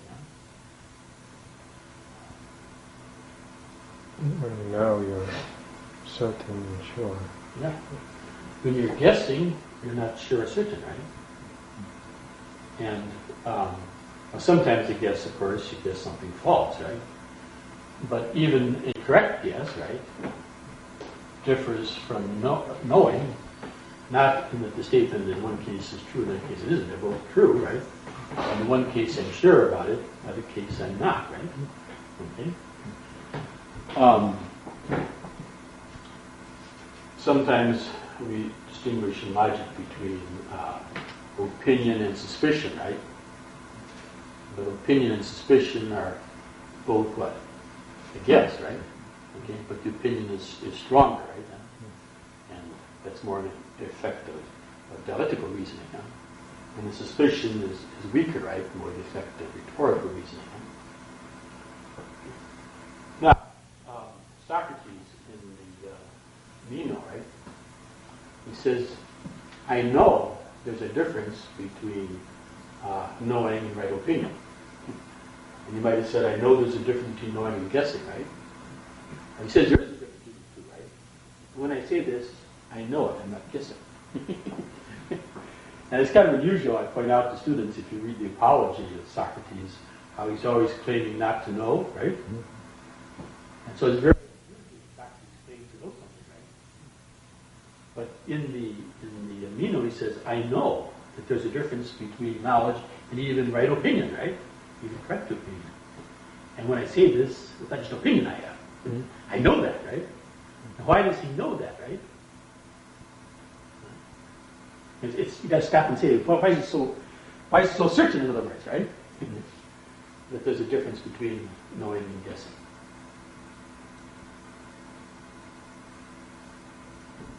You could never come to the right conclusion. I mean, if everything was just guessing, you'd really never know anything. Everything would be uncertain. Well, now you're trying to give reason why there's got to be knowledge as well as guess, right? Mm-hmm. But I'm saying that there's a difference between knowing and guessing. Why is Socrates so sure that he will, contrary to his usual remark, I don't know what virtue is, as he says, to get the dialogue, the red man lose, he'll say, I know. It's one of the very few times in the dialogues when Socrates ever says he knows anything. So he would have to know that in order to know that he doesn't know something. Yeah. But the difference between knowing and guessing is, in one case you're certain, other case you're not certain. The same thing cannot both be and what? Not be, right? It can't both be certain and not be certain, right? Mm-hmm. Right? Mm-hmm. So that's what he's sure there's a difference between knowing and what? Guessing, huh? And that doesn't mean that you're always aware of the fact of whether what you think is a guess or knowledge, right? But you do what? You are sure. There's a difference between being certain and not being certain, right? Okay. It can't both be and not be, right?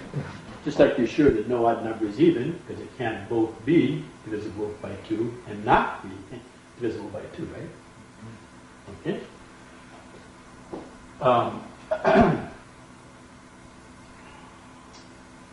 And notice, if someone said to Socrates, oh Socrates, you don't know that difference, right? You're just guessing that there's a difference, right?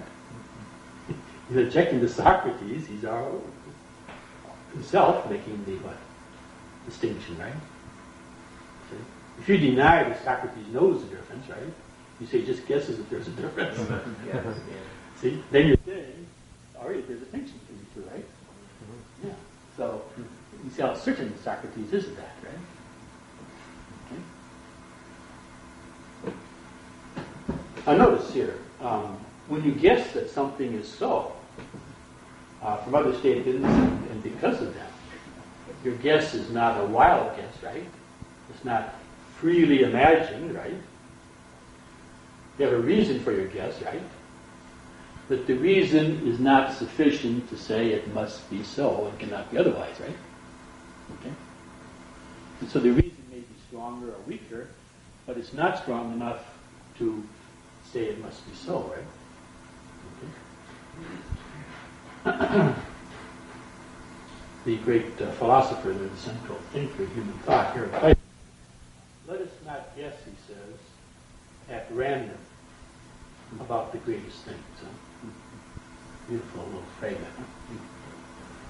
And I say to students, when you look at that fragment, let us not guess, when you put it on the board here.